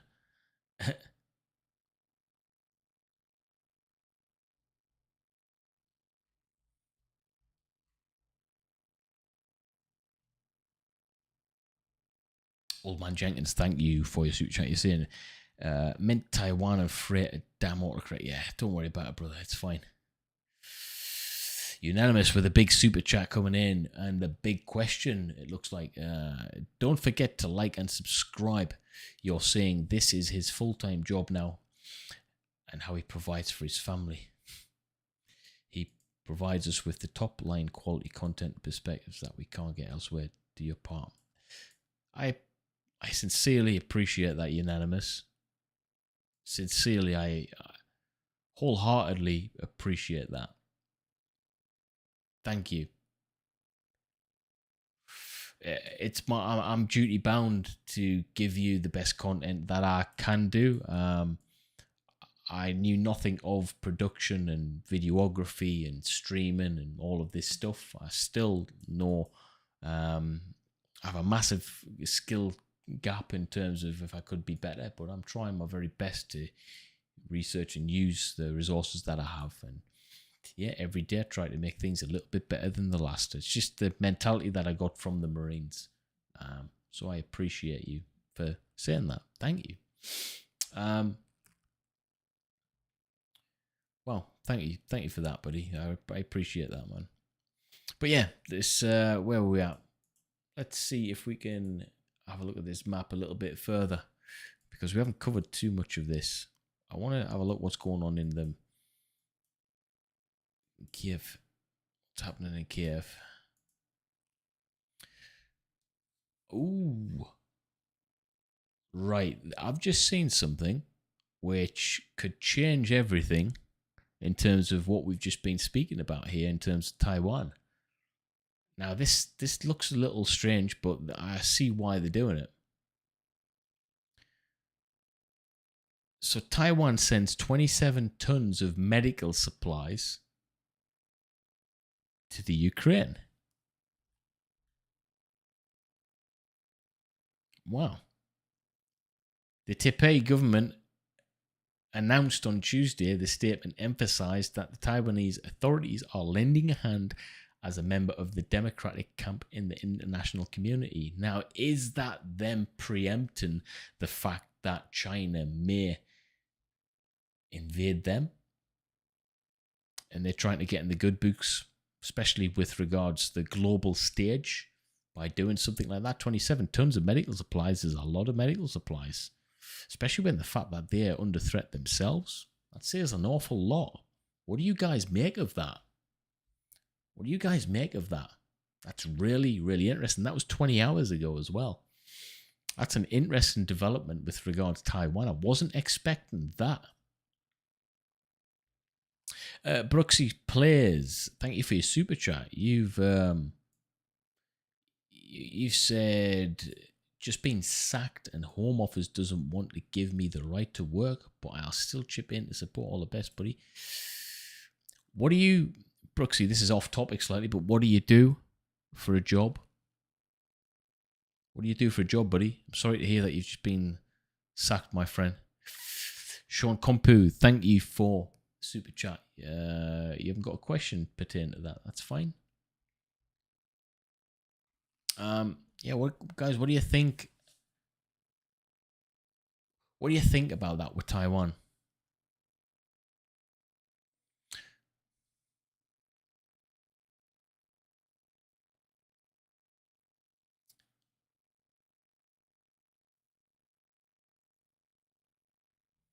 What do we think about that? It's interesting. It's interesting to say the least. We've got about 4 more minutes, troops, and then Battle of Us been streaming for, wow, well over 3 hours actually. In fact, no, about 3 hours. So try to keep it to about that. So any final questions, anything major that you want to get answered or to cover within the final 4 minutes or so, then now's your time to do it, guys. But until that point, I'll just change back to this scene here. So yeah, actually we've still got a few coming through. Mike Farino, thank you for your super chat. You're saying Taiwan definitely didn't need to do that for good graces. I think that means they have intel that an attack is not imminent on them. That's an interesting way of looking at it, actually. The fact that they have done that. They wouldn't send 27 tons of medical supplies to the Ukraine if they knew they were going to be under direct threat and in need of it. It would be stupid, really, wouldn't it? So unless they know something that we don't, maybe they believe that China hasn't got the ability to be able to do it. Maybe they think, well, actually, you haven't got the, you won't do this. It might be on the cards, you might be talking about it, but we don't think you've got the full capabilities to do that. Maybe it says a lot about China as well. Maybe Taiwan's doing that as a, you're not going to do anything. Look, we're not bothered. We're sending medical supplies to the Ukraine. We're not worried about you. That's what it might be saying to them. Does that make sense? That's a good, yeah. That's a good way of putting it, Mike. Thank you for your super chat question, brother. Tristian, thank you for your super chat. You're saying super effective again. You like that super effective one?